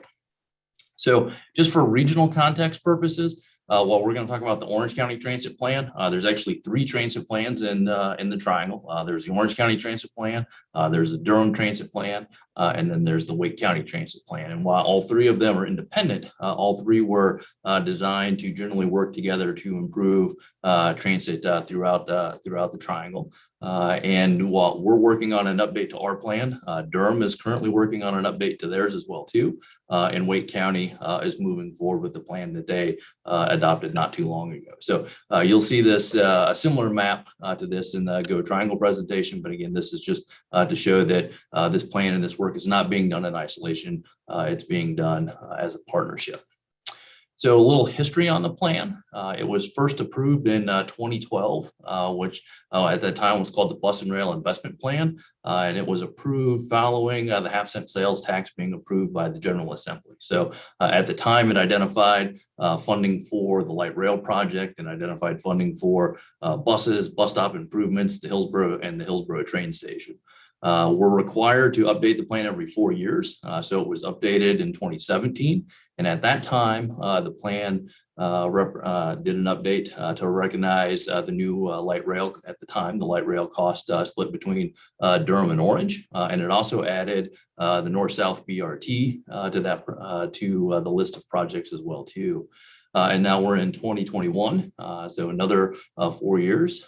And we also had the end of the light rail project. So we're doing an update not only because we're required with the 4 years, but also to discuss what we do with the resources that resulted from the discontinuation of the Durham Orange light rail project. And again, I think it's important to understand that each of these times, these plans and these efforts are not, complete restarts or starting from scratch. There are some core projects, as you see at the bottom of the screen here, that have kind of been in each of those plans, or at least 2 of those 3 plans, which again is investments in transit service, which is local or regional, bus and bus stop improvements, the Hillsborough train station, and the north-south BRT project. So the funding sources for the plan, there's the half-cent sales tax that I mentioned earlier that was approved by the General Assembly. That's generates most of the revenue for the plan. Then there's 3 other sources. There's a 5% vehicle rental tax, which generally goes to Go Triangle for projects that they have. There was also a $3 increase to the Go Triangle regional vehicle registration fee, which again is generally available to Go Triangle for their projects. And then there's a $7 county vehicle registration fee, which generates revenue and is generally split between Chapel Hill Transit, Orange County Transit, and Go Triangle on a percentage basis based on our ridership. So for example, Chapel Hill gets about 64% of that funding. Orange County gets 12%, and Go Triangle gets 24%. So the revenue since kind of FY14 through FY20 has generated about $63 million in revenue in the plan. And the investments over that time, we've made about $55 million in investments, or $55 million in expenses. 27 million of that went to the DOLRT, the former light rail project. 15 million is allocated to transit service, which again is split between Chapel Hill Transit, Orange County Public Transit, and Go Triangle. 6.7, almost 7 million has gone to buses and capital. So helping the 3 transit systems buy buses and also improve bus stops. And then so far, we've spent about 1.4 million of that money on planning for the north-south BRT project. And again, we've got $14 million allocated to that in the plan. But as of the snapshot in time when we took this, we had spent about 1.4 million of that on the BRT project. So to give you a sense, again, this is a chart here that shows the average annual revenues for the plan, and we put them in the plans looking out from FY21 through FY40. So it's a fairly long period of time, but we split these into 5-year increments just to give you a sense of this. And again, if you look carefully, it's generating, this is in the millions of dollars. So each year, the plan generates about $10 million from 21 through 25. And you see it kind of increases as it goes out through FY 36 through 40. So again, that shows the total dollar amounts that are generated each year, or anticipated to be generated by the plan. Again, those aren't adjusted for inflation. That's basically 2021 dollars that shows, it shows that's being generated there. To give you a sense of what the money is currently allocated for or being expended on, this chart kind of lays that out again in the 5-year increments, showing what we're doing on an annual basis. Just went a little too far there. So this chart here, as you can see, most of the funding is being, as we mentioned earlier, is being spent on transit operations. Sorry, my computer is moving faster than I want it to. So transit operations, the green section is the administration. So the funds that go to this Orange County MPO and to Go Triangle for administrating the funds. You have the orange section, which is capital, which includes buses and bus stops. There's the purple that shows the allocation for NSBRT. And then, of course, there's other capital in there, such as smaller bus stop improvements or smaller projects. And again, those are broken out over kind of that 5-year periods leading up, going out through 40. So again, you can kind of see how we've got quite a few funds allocated through 21 through 25, but certainly 26 through 30 and beyond we have less. And you'll notice that, again, the BRT makes up a fairly large section of this at this point in time. And again, that'll be adjusted as we move forward with that project. So what's available in the plan? I think it's one of the questions that we've had, and I think many folks have, especially with the discontinuation of the light rail project. Again, this shows you what would be available or unobligated funds in those same 5-year increments. So if you remember, again, of 21 through 25, the amount of money, and this is on an annual basis, so it's generating about $10 million a year. Unobligated funds, there's just about $1 million, not quite, available during that time. A lot of that is due to, again, we've got $14 million that's allocated to that, to our North-South BRT project. So there's not a lot of room over the next 5 years to spend that money. And so the plan update is going to be working on how do we spend that, those remaining funds in that time period, and then also going out through FY40. But again, just wanted to give you a sense of the funding that's available. And I guess to give you a sense of scale here too, again, while our plan is generating about $10 million a year, the Durham plan generates about $30 million, $35 million a year. The Wake County plan is generating somewhere between $90 and $100 million a year. So if you're looking at those plans going, how are they doing, A, B, C, and D? How's Wake County moving ahead with 4 BRT projects? Well, again, they're generating $100 some odd million a year while we're generating somewhere around 10. So significant difference there. And it also underlies or kind of identifies the importance of those regional connections and finding ways to create regional projects where we can utilize the Orange County money to be part of a larger project. So that way we can, make those efforts, make our money go a little bit further in those regards. So again, this gives you a sense of the funding that's available. Again, there's more funding that's available in 26 through 30. It kind of builds through 31 through 35, and certainly a significant amount in 36 through 40. So those big chunks that are there in the available funds, again, show basically what, the funding that was freed up from the light rail project. So what I apologize for my screen jumping here. I'm not sure why it's doing that. What investments have we made so far? So we've done since FY13, we've invested in service, about 14,000 hours of service. So basically that's the equivalent of us adding a whole J route. And so the J is, besides ZNS, is one of the largest routes that we operate. So that's almost the equivalent of adding a whole new route that's operating 7 days a week. So a pretty significant amount of investment for us as we move forward. The Orange County Transit Plan makes up about 10% of our budget. So even when the state is funding us, the Orange County Transit Plan actually generates more revenue for us than the state does in most years. We've been able to purchase 5 buses. And again, I think it's important to note with this, we're buying these buses, 100% of the cost is covered by the Orange County Transit Plan. So we can do cost shares on those, but we've been able to buy these buses at 100% cost. So 5 less buses that our partners haven't had to buy. We've got 20 to 25 bus stops that are being improved for around $400,000. Again, we're saying 20 to 25 because the final construction cost can impact that. So we're hoping to get those done. And we've been able to combine that money with other federal and state grants. And we actually have about 67 bus stops in our system that are currently being upgraded overall. And then $14 million for NSBRT.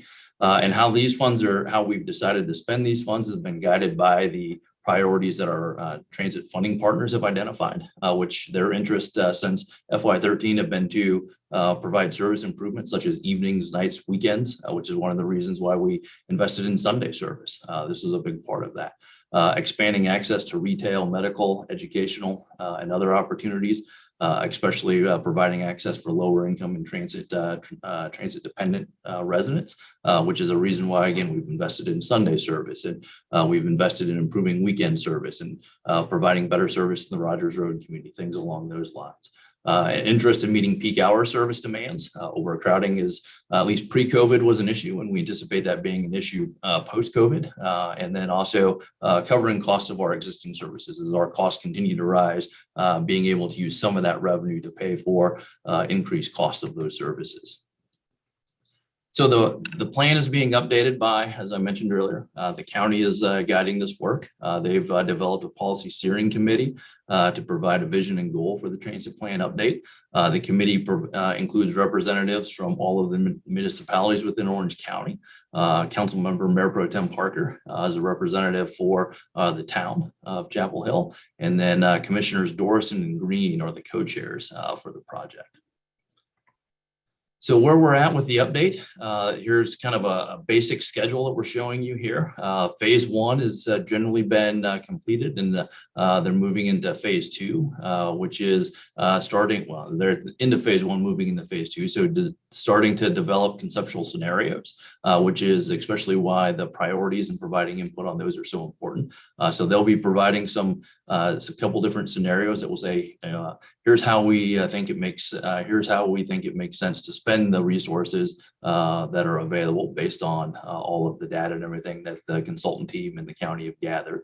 And then they'll come back once those are developed. There'll be another public engagement opportunity for folks to provide feedback and comment on those things, and they'll work through that. Like many things, the schedule for this, there was a nice schedule and it looked really good. Unfortunately, COVID has messed that up a little bit. So they're still working out kind of when some of this will happen, but hopefully soon those concepts will be coming out.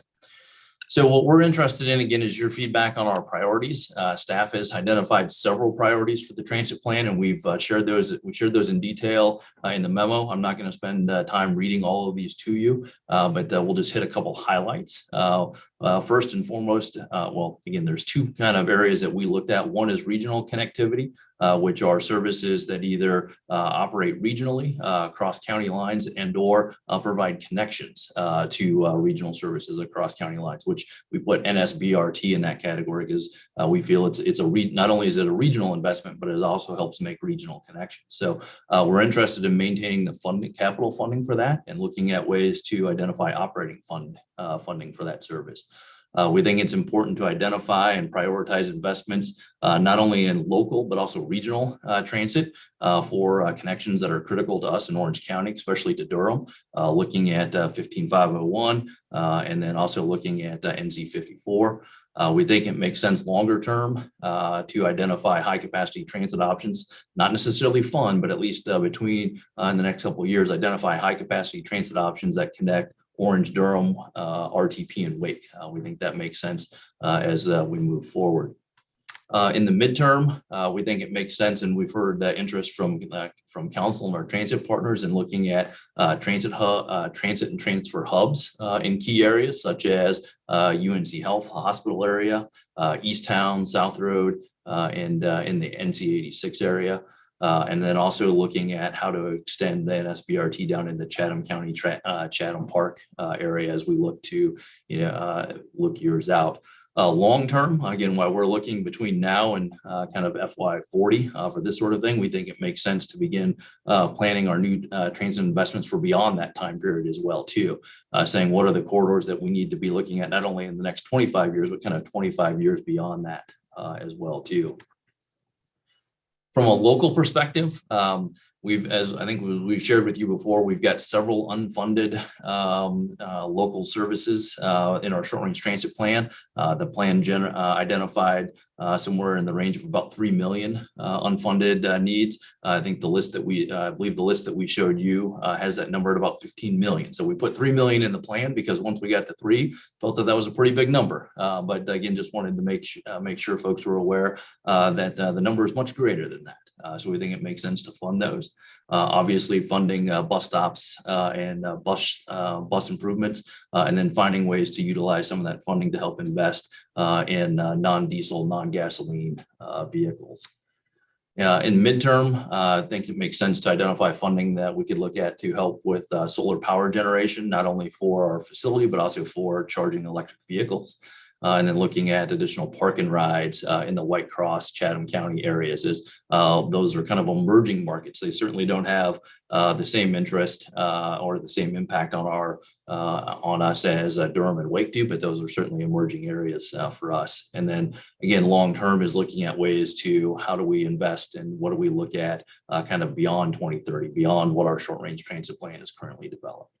So those are kind of the staff priorities. And again, we wanted to provide not only that update to you, but also share those with you to see if you all had thoughts and see if we're covering your interest or if there's other things that you'd like us to advocate for as the plan is being updated. So thanks for your time, and I'll open it up to questions before we talk about the commuter rail project.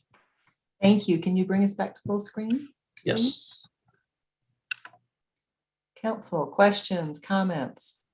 Amy and Jess. Thank you, Brian, for that presentation. Always extremely thorough, so lots to digest in there.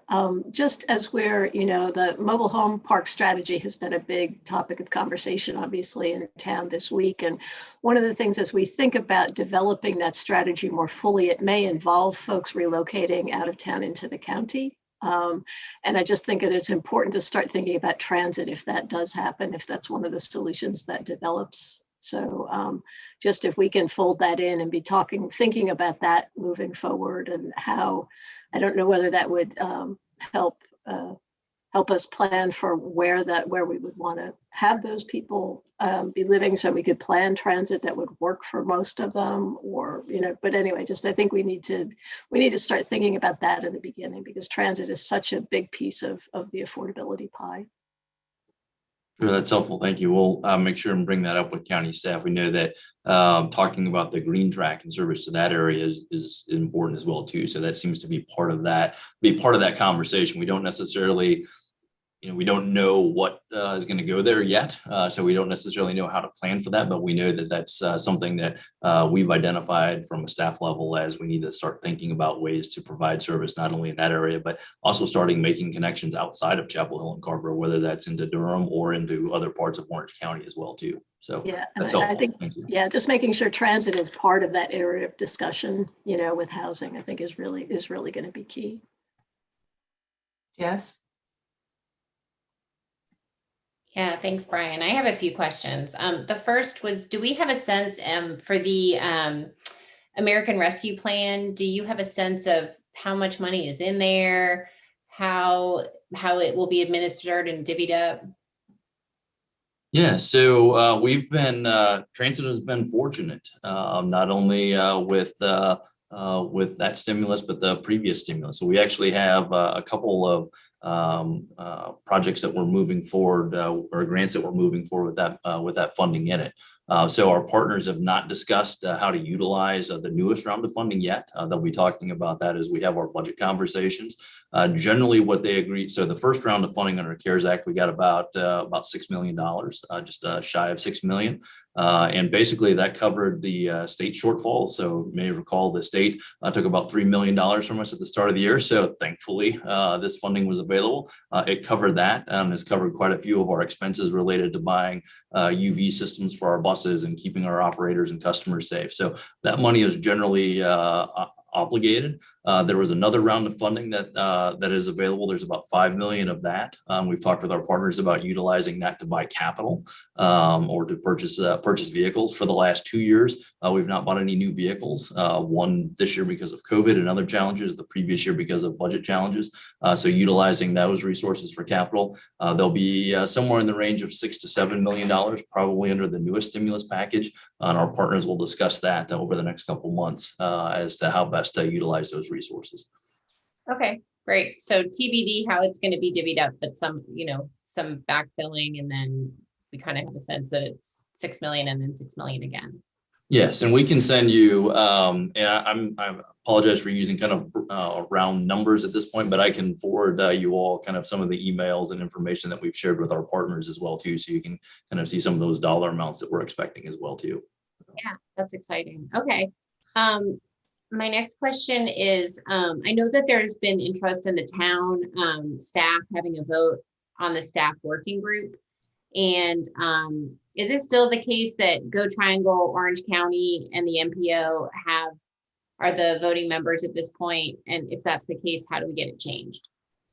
So you're correct. The interlocal agreement that's the backbone for the transit plan has identified the county, Go Triangle, and MPO as the 3 voting members. So as part of the effort to update the transit plan, the ILA and that backbone is being looked at. So I think that'd be something that conversations with the town's representative to that policy committee, Mayor Pro Tem Parker and others, would be helpful to share that feedback, and that can be part of that conversation as they update that ILA. So. Michael, We've been sharing it with elected officials as well. It's been a topic at the Orange Leaders conversation. and Michael, we're giving you feedback. I'm listening. Thank you. My last question is an easy one. You know, you're getting our feedback tonight. How does the public weigh in on the plan? Is there kind of a formal process, or is it just emailing you? No, well, I mean, folks can certainly email me. They have, but again, I want to be clear that this is not our project. We're the conduit to council this evening, but the project is being coordinated by the county, and they've got a consultant team. There's a project website that's available, and I will, when I have a chance here, I'll put it into the chat so folks can all see that and have access to that. And there's a number of ways through that website that folks can provide feedback directly to the county staff and the consultant team that are working on this. They've had one round of public engagement a few months ago. I think it was back in October, where they had some virtual town hall sessions and those sort of things. And there will be more of that happening. Again, the idea, a couple months ago was hopefully by this time of year, we'd be kind of further beyond COVID than what we are, and that we'd be able to open this up to kind of more in-person sort of settings, but that certainly hasn't happened. So we're going to look at doing some more virtual sessions with that, and the schedule for that's not necessarily established at this point in time. So I'll put the county website in there, and folks can refer to that for access to more information on the plan, the update, and a lot of the data that the consultant team has put together as well too. Okay, great. That's helpful. And yes, we all thought COVID would be over. I understand that feeling. Thanks, Brian. Thank you. Other folks? Karen, then Hong Bin. Just a super quick comment. Brian, I just want to thank you since we have you here for all the support you have given in your leadership throughout COVID. And you just do such a great job of championing transit staff and social media. And it's just really positive and really wonderful. I also want to just say I really appreciate that the strategy, of course, you're representing Chapel Hill, and that's really important. But I appreciate that we're working together well regionally, and I think that's just so obviously so important. There's so many commuters, so many people trying to get around the triangle for work and other reasons, and we've heard the data on the 40,000 commuters in and out of Chapel Hill every day, whether they live here or not. They're going through our town, and there's a lot of benefit from that regional coordination of transit solutions. I really appreciate that. So thank you. Hong Bin? Yes, I was at the advisory board meeting with the Greenways and the TCAP, their joint group meeting. Well, I think people talk in the community about how to connect the people from like where they live to where they go to work. So I think there are like multiple stages. Like I think that it's great that we have those transit systems that are connecting those main roads, but I think there's still the question of how people would be able to move from where they live to the transit stop. So I think how to make it more viable for the people through those greenway connections and a bike or sidewalks. I think that probably is a key missing link as well to encourage people actually think taking the bus is viable, because they always think, well, from where we live to where the bus stop is, there's still like, there's no connection over there. So do you see there is any, in your vision of connecting people from where they live and providing this alternative transportation, away from cars? Do you think that there is something that we can do to invest in those like last quarter mile connection through greenways and help them to go to the like to use to be able to use the transit system? Do you see like the fundings that we have for the transit? Do you see that can be like the greenways or these things? Do you think there's any possibilities to fund that as well?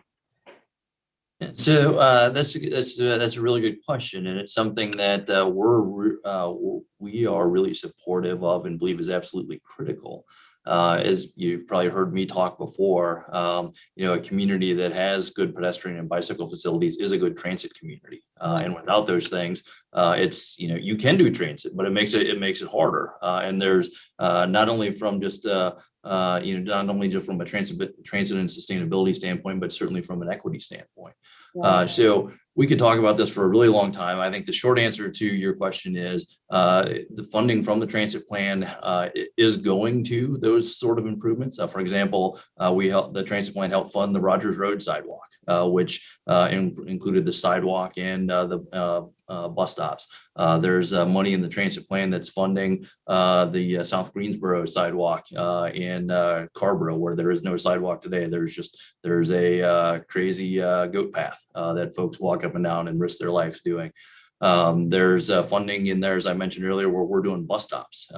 You've probably seen us make some investments and make those improvements along Martin Luther King. We've got several of those that are going. And so we're not funding whole sidewalks, but we're certainly funding connections to those sidewalks and looking at making those improvements. So I think that's something as we look at the next 5 years is how can we do more of those sort of things? Because not only do you have to have the transit service and really good transit service, but you have to have those connections, which we're starting with improving our bus stops and making those sidewalk connections. I think as we look beyond that, we'll start, how can we do more of the projects like, the Morgan Creek extension and some of those things that are partially being funded by the transit plan. So it's something that we'll continue to work on and work to make that happen. Okay, well, that's great to hear. I think that this message probably is something that the people in both the TCAP and the Greenway groups would be interested to know. Thanks. Yeah, and and thanks for bringing that up. I think that's, sometimes folks, when they think about the transit plan, they think just, big buses and that sort of thing. So this is invested not only in buses, but for us, but also paratransit service. So every one of the service investments that we've made, we've expanded our paratransit service as part of that as well, too. We get the bus stop improvements and we got some of those other trail projects. So I can't do all of them off the top of my head, but I will, responding to Councilmember Anderson's question about the stimulus funding, we'll put together some information, not only about the stimulus money, but also some of those other transit related projects that don't involve buses that are funded in the transit plan and what we're thinking about for the next round as well, too, because it's certainly something that Chapel Hill Carborough are doing. And I know Go Triangle's got several bus stop projects that they're working on as well, too. So thank you.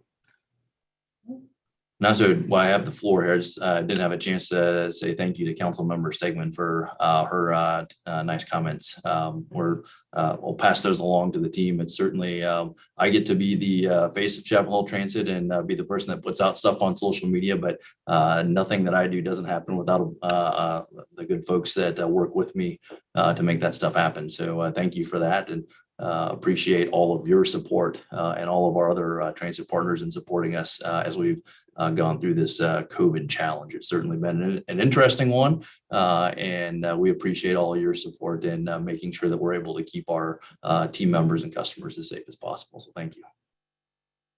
While we're adding on that, Brian, you do deserve even more credit. You're out there at every food distribution, helping our community overall. And I know you help with food for students and all kinds of things. And your team is amazing. You care about community. You've helped keep us safe. You've helped get people to where they need to go. And you've done it in a manner that really builds community. So we're very, very grateful for that. I had a couple of more questions. As we have an aging population that's growing, do you see us needing to expand our Easy Rider service, or is that what you're calling the paratransit service and all those? Do you see a need for us to grow that, or is that on the horizon? Yes, so we have, and in fact, the ridership on that's been growing. It doesn't grow like when our fixed route ridership grows, it grows, and we see pretty large increases. When our demand response service or Easy Rider grows, it's a couple percent, but and a smaller percent. But it's a very, as you all know, it's a very specialized service. So even a small percentage increase could mean the need for more vehicles and the more operators, because one operator can only carry maybe, well, COVID, one person at a time, but post-COVID, somewhere between 2.5 people at a time. So we will see more of that. And a couple of things that are on our unfunded list, for example, are expanding the senior shuttle option that we currently operate now, and moving that into a more flexible service. So not only does it have a route that it follows, but it can deviate off of those routes. And looking at kind of better on-demand services for that. So that's something, again, folks like to talk about Uber and Lyft, and we like to remind folks that we were doing shared ride well before Uber and Lyft were cool. We didn't have the tech backbone to do it. All right. Now we've got that. So looking at what we're looking at going into next year and the future years is, can we reduce or eliminate the 24-hour window that is required by our customers to make trips, making it easier for Easy Rider customers to do that. We've purchased and are implementing a real-time texting and phone application similar to what we have in NextBus. We're rolling that out for our Easy Rider customers. So right now, when you schedule a trip, you're given a window and you've got to wait 20 minutes, and it may be 10 minutes before, maybe 10 minutes after. You don't know. You're waiting. And our window is pretty small compared to the industry standard. You can go much larger, but that's wasted time.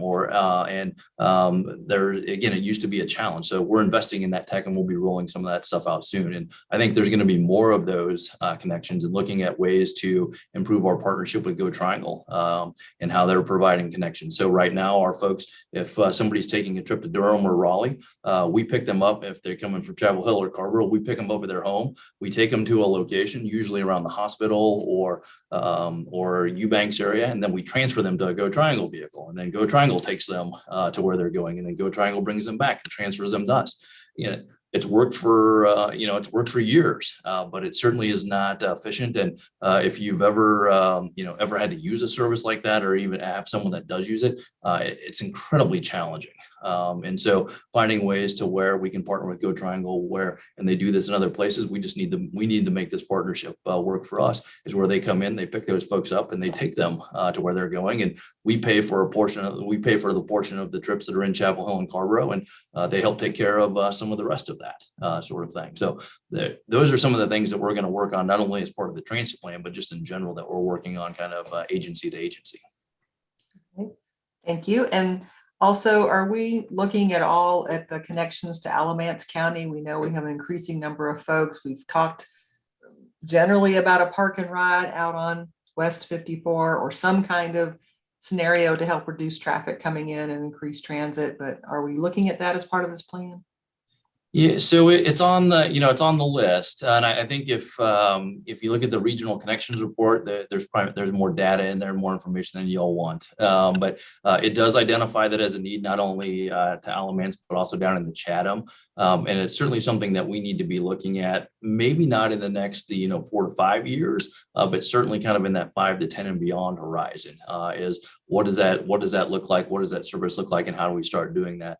It's a generator of demand for employees for us, but it's really small compared to what we're seeing out of Durham and Wake and those sort of things. So you're right in that we need to pay attention to it and be planning for it, because we don't want to be in a position with Alamance and Chatham where we are currently with Durham and Wake, where we're well into this and going, oh boy, what do we do? How do we solve this problem right after it's already a problem? So hopefully, we will be able to set up the folks that come after us to not have the same challenges. Again, I'm not promising anything, but hopefully we're able to set the folks that come up after us with less of a challenge than what we have in solving the Orange, Wake, and Durham connections. So certainly something that we need to pay attention to, and especially that Chatham connection. If Chatham Park grows as they expect it to, making that connection into that area is going to be critical for us as well too. Okay, I believe there's more to the presentation. Is that correct? There is. We'll turn it over to our regional partners at Go Triangle. They'll take it over. And thanks again for your time this evening. Thank you, Brian.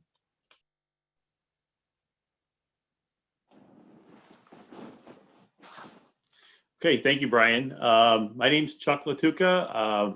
I taken the opportunity tonight to meet some of the folks here that I haven't met before. I've been at Go Triangle for about 11 months now, and had the opportunity to come out and visit with Brian last summer to tour your facilities and your bus operations. And we had a really nice garage and operating environment for your staff. And Brian and I have been working on several projects together over the last year, finding ways to help improve the capacity for some of the Chapel Hill buses by doing a short-term, fare free on some of the Go Triangle buses to make some connections between the between the Chapel Hill transit stops, which has been good. We've been discussing some of the light rail replacement options that could be coming up here over the next several months. We've been actively developing that discussion at the Go Triangle board with Brian and in Durham County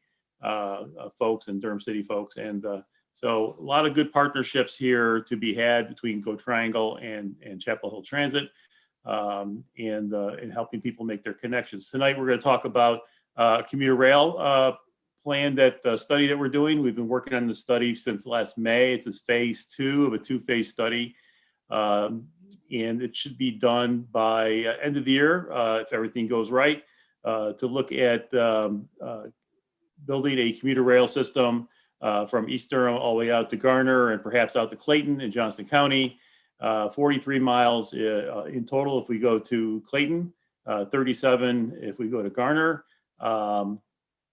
Using the North Carolina Railroad corridor, which is an existing corridor. This is not a project that would require any property. The corridor exists, and I think it's something that we really need to look very hard at to see if we can take advantage of that corridor. It's a very wide corridor, 200 feet. They run freight trains through it. Amtrak runs through it right now. Also the DOT-sponsored Piedmont trains that also Amtrak operates. Jay Hikus is here to tell you about this plan. The region's growing. We think that this is a key component of making sure that the region remains competitive, that people can get around the region. In addition to the BRTs and increased local bus services, this is a key component to all those other services that it will take to keep people moving in the Triangle, keep the Triangle competitive, keep it a nice place to live like it is today. I moved down here from Maryland. I thoroughly enjoy my time here in North Carolina. I think it is a great place to live. Before that, I came from Rochester, New York. And I have to say, we do not have growth problems in Rochester, New York. Matter of fact, I think I meet most of my friends down here now. They've moved. So this is, I hope you enjoy this presentation, and we look forward to answering any questions you may have. So Jay, you can take it away. All right, thanks for that introduction, Chuck. And thanks for the great presentation earlier, Brian. So as Brian mentioned, you're going to see this slide again. These are our regional connections that are in the 3 current versions of the county transit plans. As Brian mentioned, substantial updates are underway in both the Orange and Durham transit plans, sort of contemporaneously with this study. Green represents bus, yellow is the planned investments in bus rapid transit. So you see the bus rapid transit line, the North-South bus rapid transit line, Chapel Hill, and then the 4 corridors in Raleigh that are all underway. And then connecting major destinations within Durham, Wake counties is this purple dashed line, which is commuter rail. One of the reasons why we have this regional transit plan is, as Chuck mentioned, this region is growing very fast over the next 20 years. These are based on projections from Triangle J Council of Governments, as well as the North Carolina State Office of Budget and Management. They estimate population projections going forward. Almost over 600,000 people are expected to move to the core counties of the Triangle in the next 20 years. So we know we have challenges today, certainly pre-COVID. We know they'll return. We expect they'll be there in the future. So one of those investments that's envisioned in the transit plan is the commuter rail project. This graphic on the bottom of the slide here shows the major steps in the life cycle of a major capital project like commuter rail. This current study is primarily some planning work, as well as some very early engineering work. But the point of this is to show that we have completed some studies to date, but there's a lot of work to be done before this actually becomes a project. The goal of this feasibility study is that Go Triangle, on behalf of the Durham and Wake County transit plans and the partners who adopt those plans, will provide detailed information to the community and elected officials to help reach a decision on whether or not to proceed with the rail project, and if so, how and when. This slide represents the partners of this current feasibility study. Go Triangle is the project sponsor, but we're doing this on behalf of all the other entities on this slide. These top 5 agencies, the counties, as well as the metropolitan planning organizations, they are the decision makers. And of course, we're also coordinating with NCDOT as well as the railroads. So what do we know now about rail? Initial service projected for 2029 would run from West Durham to Garner. As Chuck mentioned, that's about 37 miles. And that's currently assumed in the county transit plans. We're studying a possible extension of some of that service to Clayton for a total of 43 miles. And right now, the service that's being evaluated or that's been assumed in previous studies has been 8 round trips in the morning, 2 round trips in the middle of the day, another 8 round trips in the afternoon, and 2 round trips in the evening. So one way to think about it is that if you're in Durham in the morning trying to get to Raleigh, you have 8 options. And then you also have 8 options making that return trip. That's a total of 20 round trips per day. Our current Durham-Raleigh Express is about 18 round trips, just for context there. This map zooms in to that corridor, serving some of the major destinations within Durham and Wake counties. From the west, serves Duke VA Medical Center, downtown Durham, proceeds on its way through RTP and to Wake County, and serves some of the destinations in Raleigh, and extends possibly out to Clayton. And just to orient folks to this map, Chapel Hill is right here. And should we implement commuter rail, one of the things we would do is make sure that we leverage our regional bus connections to and from Chapel Hill to that commuter rail service, in addition to our Chapel Hill Raleigh Express, which we would likely continue to operate. So what have we learned from those previous studies that Chuck mentioned?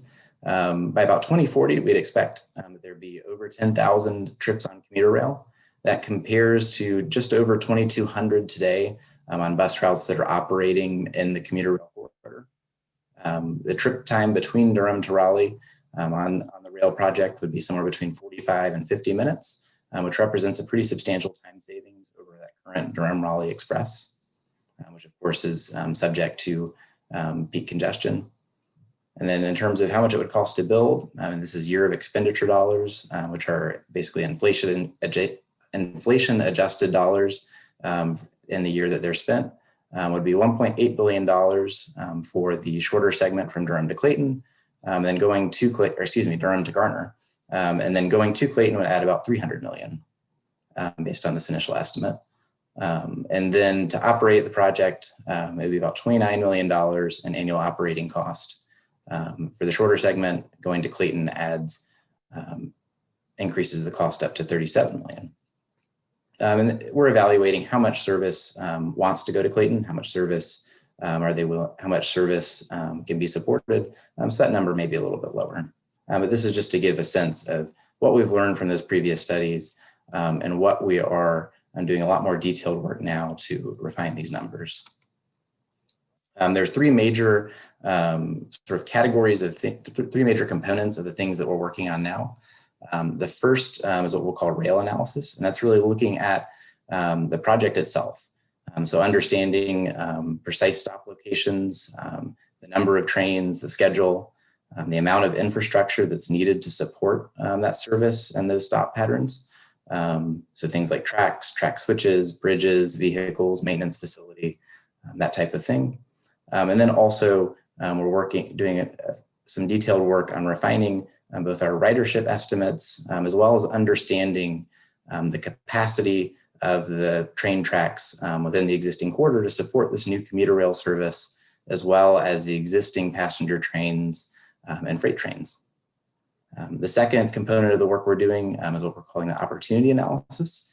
This is primarily led by the Triangle J Council of Governments. And this is really looking at some of those secondary benefits of a rail project.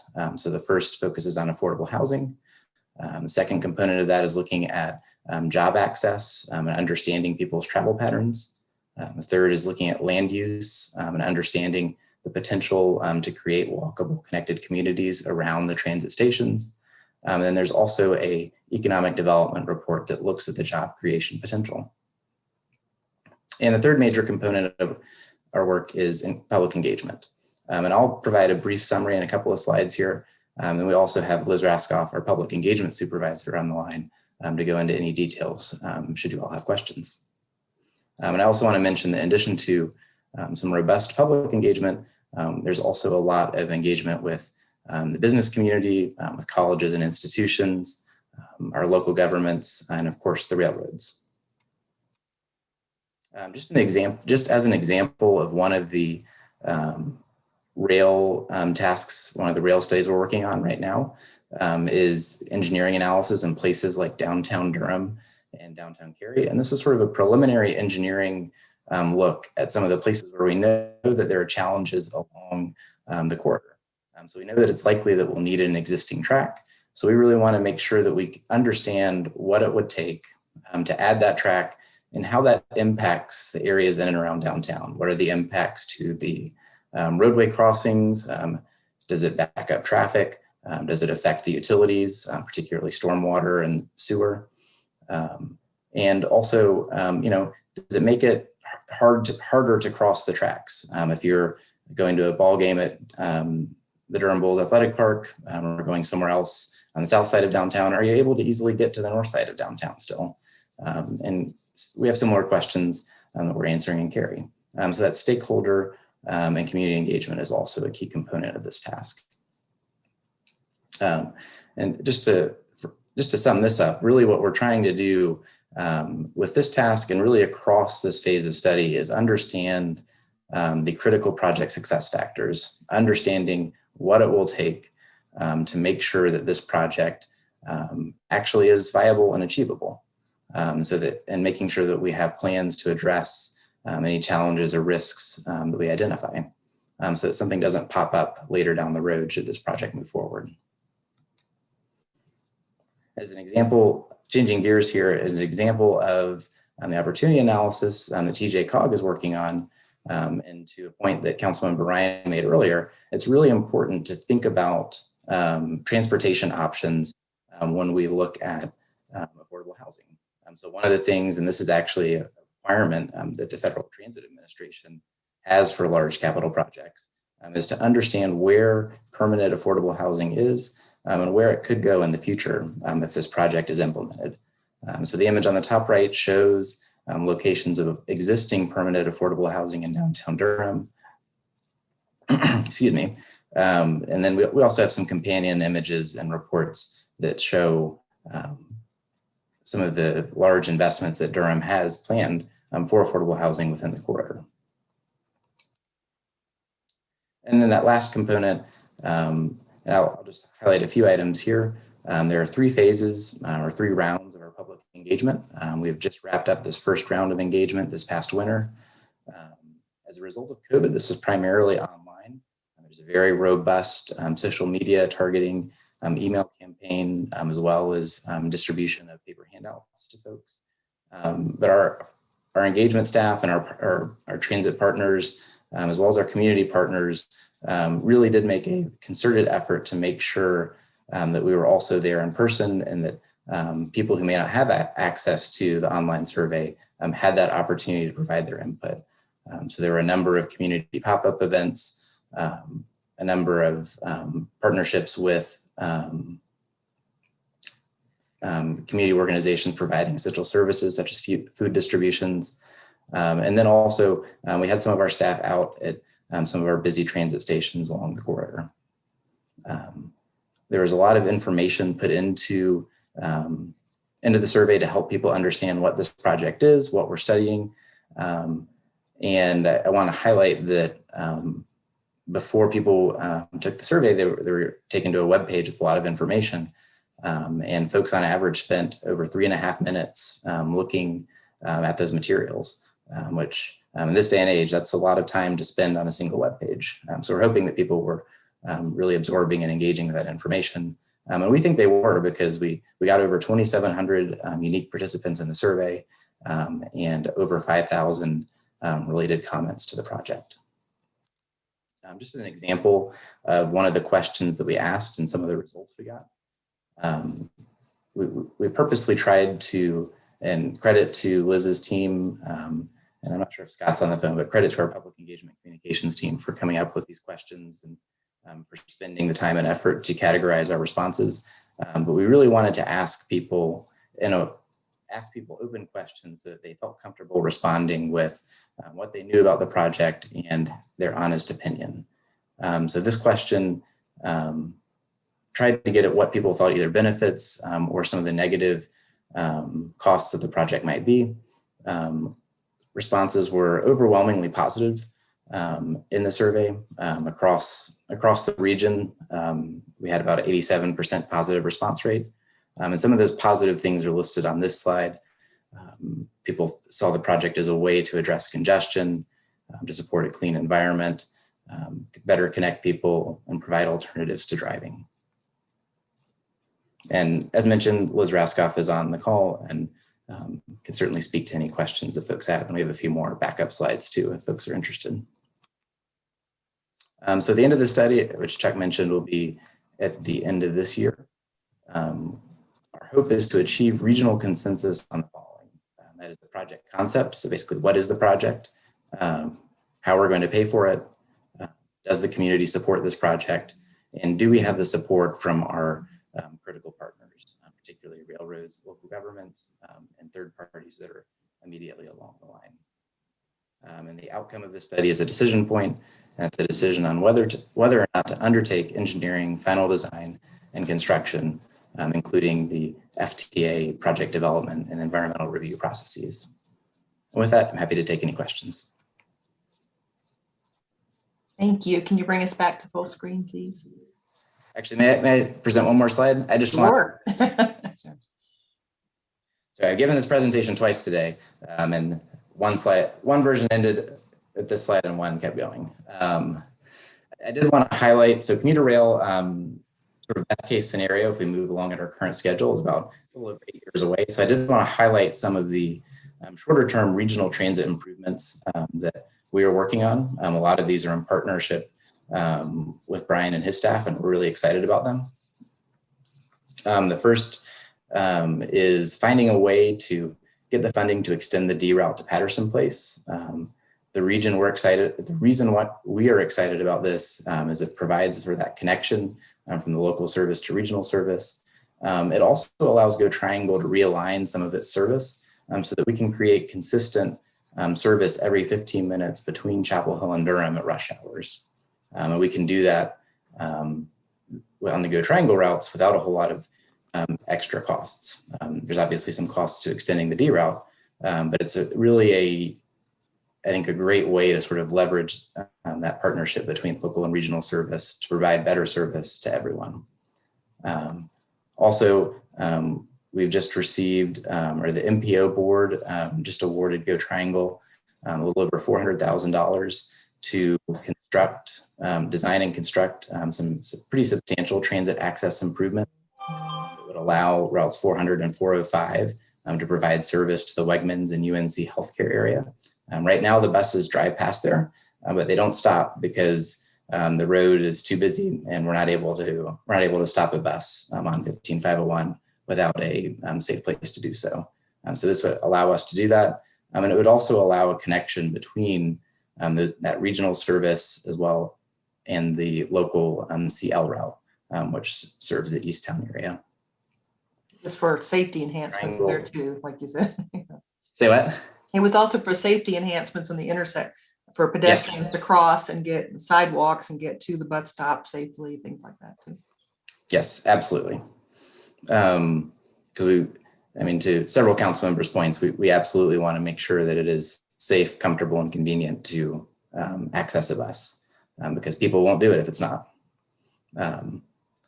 We are also, as Brian mentioned, the transit plan is funding construction of 10 regional bus stop improvements, but every single one of those is shared with a local service provider. 7 of those are in Chapel Hill and are shared with Chapel Hill Transit. So that's above and beyond some of the ones that Brian mentioned. And then this last one, if you're a planner, you'd call this an early feasibility study. If you're a non-planner, you'd call this an idea. But we are coordinating with the Regional Transportation Alliance as well as NCDOT. We recently worked with them to complete a very high-level freeway and street-based transit study. And one of the outcomes of that further exploration of this idea to reallocate some of the lane space, maybe repave 40, that would allow a transit priority shoulder on the left side of the road that would allow buses like the Chapel Hill Express to be able to bypass some of that congestion and provide a more reliable travel time. Like I said, it's an idea. Might be able to be done with a low cost, might be able to be done with some of the new federal money that might come out of the infrastructure bill. We'll see. But thank you, Jay. Yes, sir. Is there any questions for the team? If you can bring us back to full screen. Thank you for the presentation. And thank you for the Go Triangle members with us this evening to help share information. We appreciate that. Council members, do you have questions or comments? Apparently you rocked them with the presentation here. Hong Bin? I think I have 2 questions. One is for this commuter rail system, what is the role of the Orange County or the Chapel Hill is in this project? Because it seems like the connectivity is mainly between the Durham and the Wake County. So can you explain more on that? Jay? Sure. So as you note, this is between Wake and Durham counties and possibly Johnston County. The funding for this is really tied to those county transit plans. So there is not funding for this project related to the Orange County Transit Plan. That's coming from Durham and from Wake right now, as well as a contribution from Johnston County. What I would say is that the town, through the council, does have some indirect influence through its representation on the Metropolitan Planning Organization, the Durham Chapel Hill Carborough MPO, as well as through its representation on Go Triangle's board. Mayor Pro Tem Parker is also the chair of our board. Well, thanks for that information. Okay.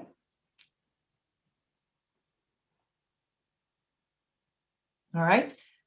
So as you've heard, our own Mr. Parker is chair of the Go Triangle board. He's also on the Orange County Transit Plan and on our Chapel Hill Transit Partners and on the MPO. So he's all things transit, and you can connect with him or with these groups, or with Brian Litchfield or with Jay for Go Triangle, and share your comments, your questions out there. And we appreciate all the interactions, and we look forward to hearing more. We do know things have shifted during COVID, and so we expect to have things go a little better back towards normal with riderships and situations and funding and those things a little further into the year. So, okay. Well, thank you all. Thank you. We have a few minutes left for questions. Well, actually, it's almost 9 o'clock, and that's when we usually break to go into our closed session here. All right. Council, I think we should move to closed session because we have a long closed session ahead of us, and we have other opportunities for our public to engage. So thank you for those of you who attended, and thank you for those of you we wish to hear from you, and please email us or call, and we'll have other opportunities for public input. We know these topics were very much of interest to the community, but council has a long work session to head into, so we will do that. This part of the meeting is almost adjourned. Mr. Parker is going to read the motion to go into closed session. We'll need a second and then a roll call vote to do so. All I move that the council go into closed session as authorized by General Statute 143-318.11A6 to consider a personnel matter.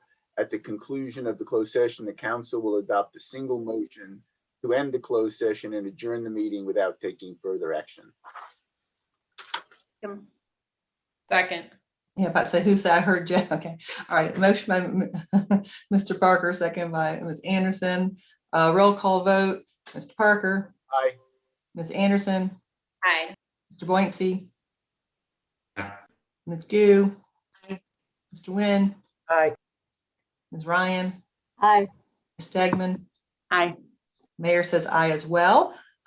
Please go to your other link for your closed sessions. Oh, Ann, did you need to share something? Just really quickly, I wanted everybody to note that Ms. Amy Harvey sent a revised link at about 6:37, and that may be the very same link that she sent earlier, but just wanted to make sure everybody had that. Thank you. Thank you. So if you end up in the wrong room, let me know. I have to be the last one to leave here, so I'll join you shortly. We'll see you in the other room. Thank you very much. Trying to find.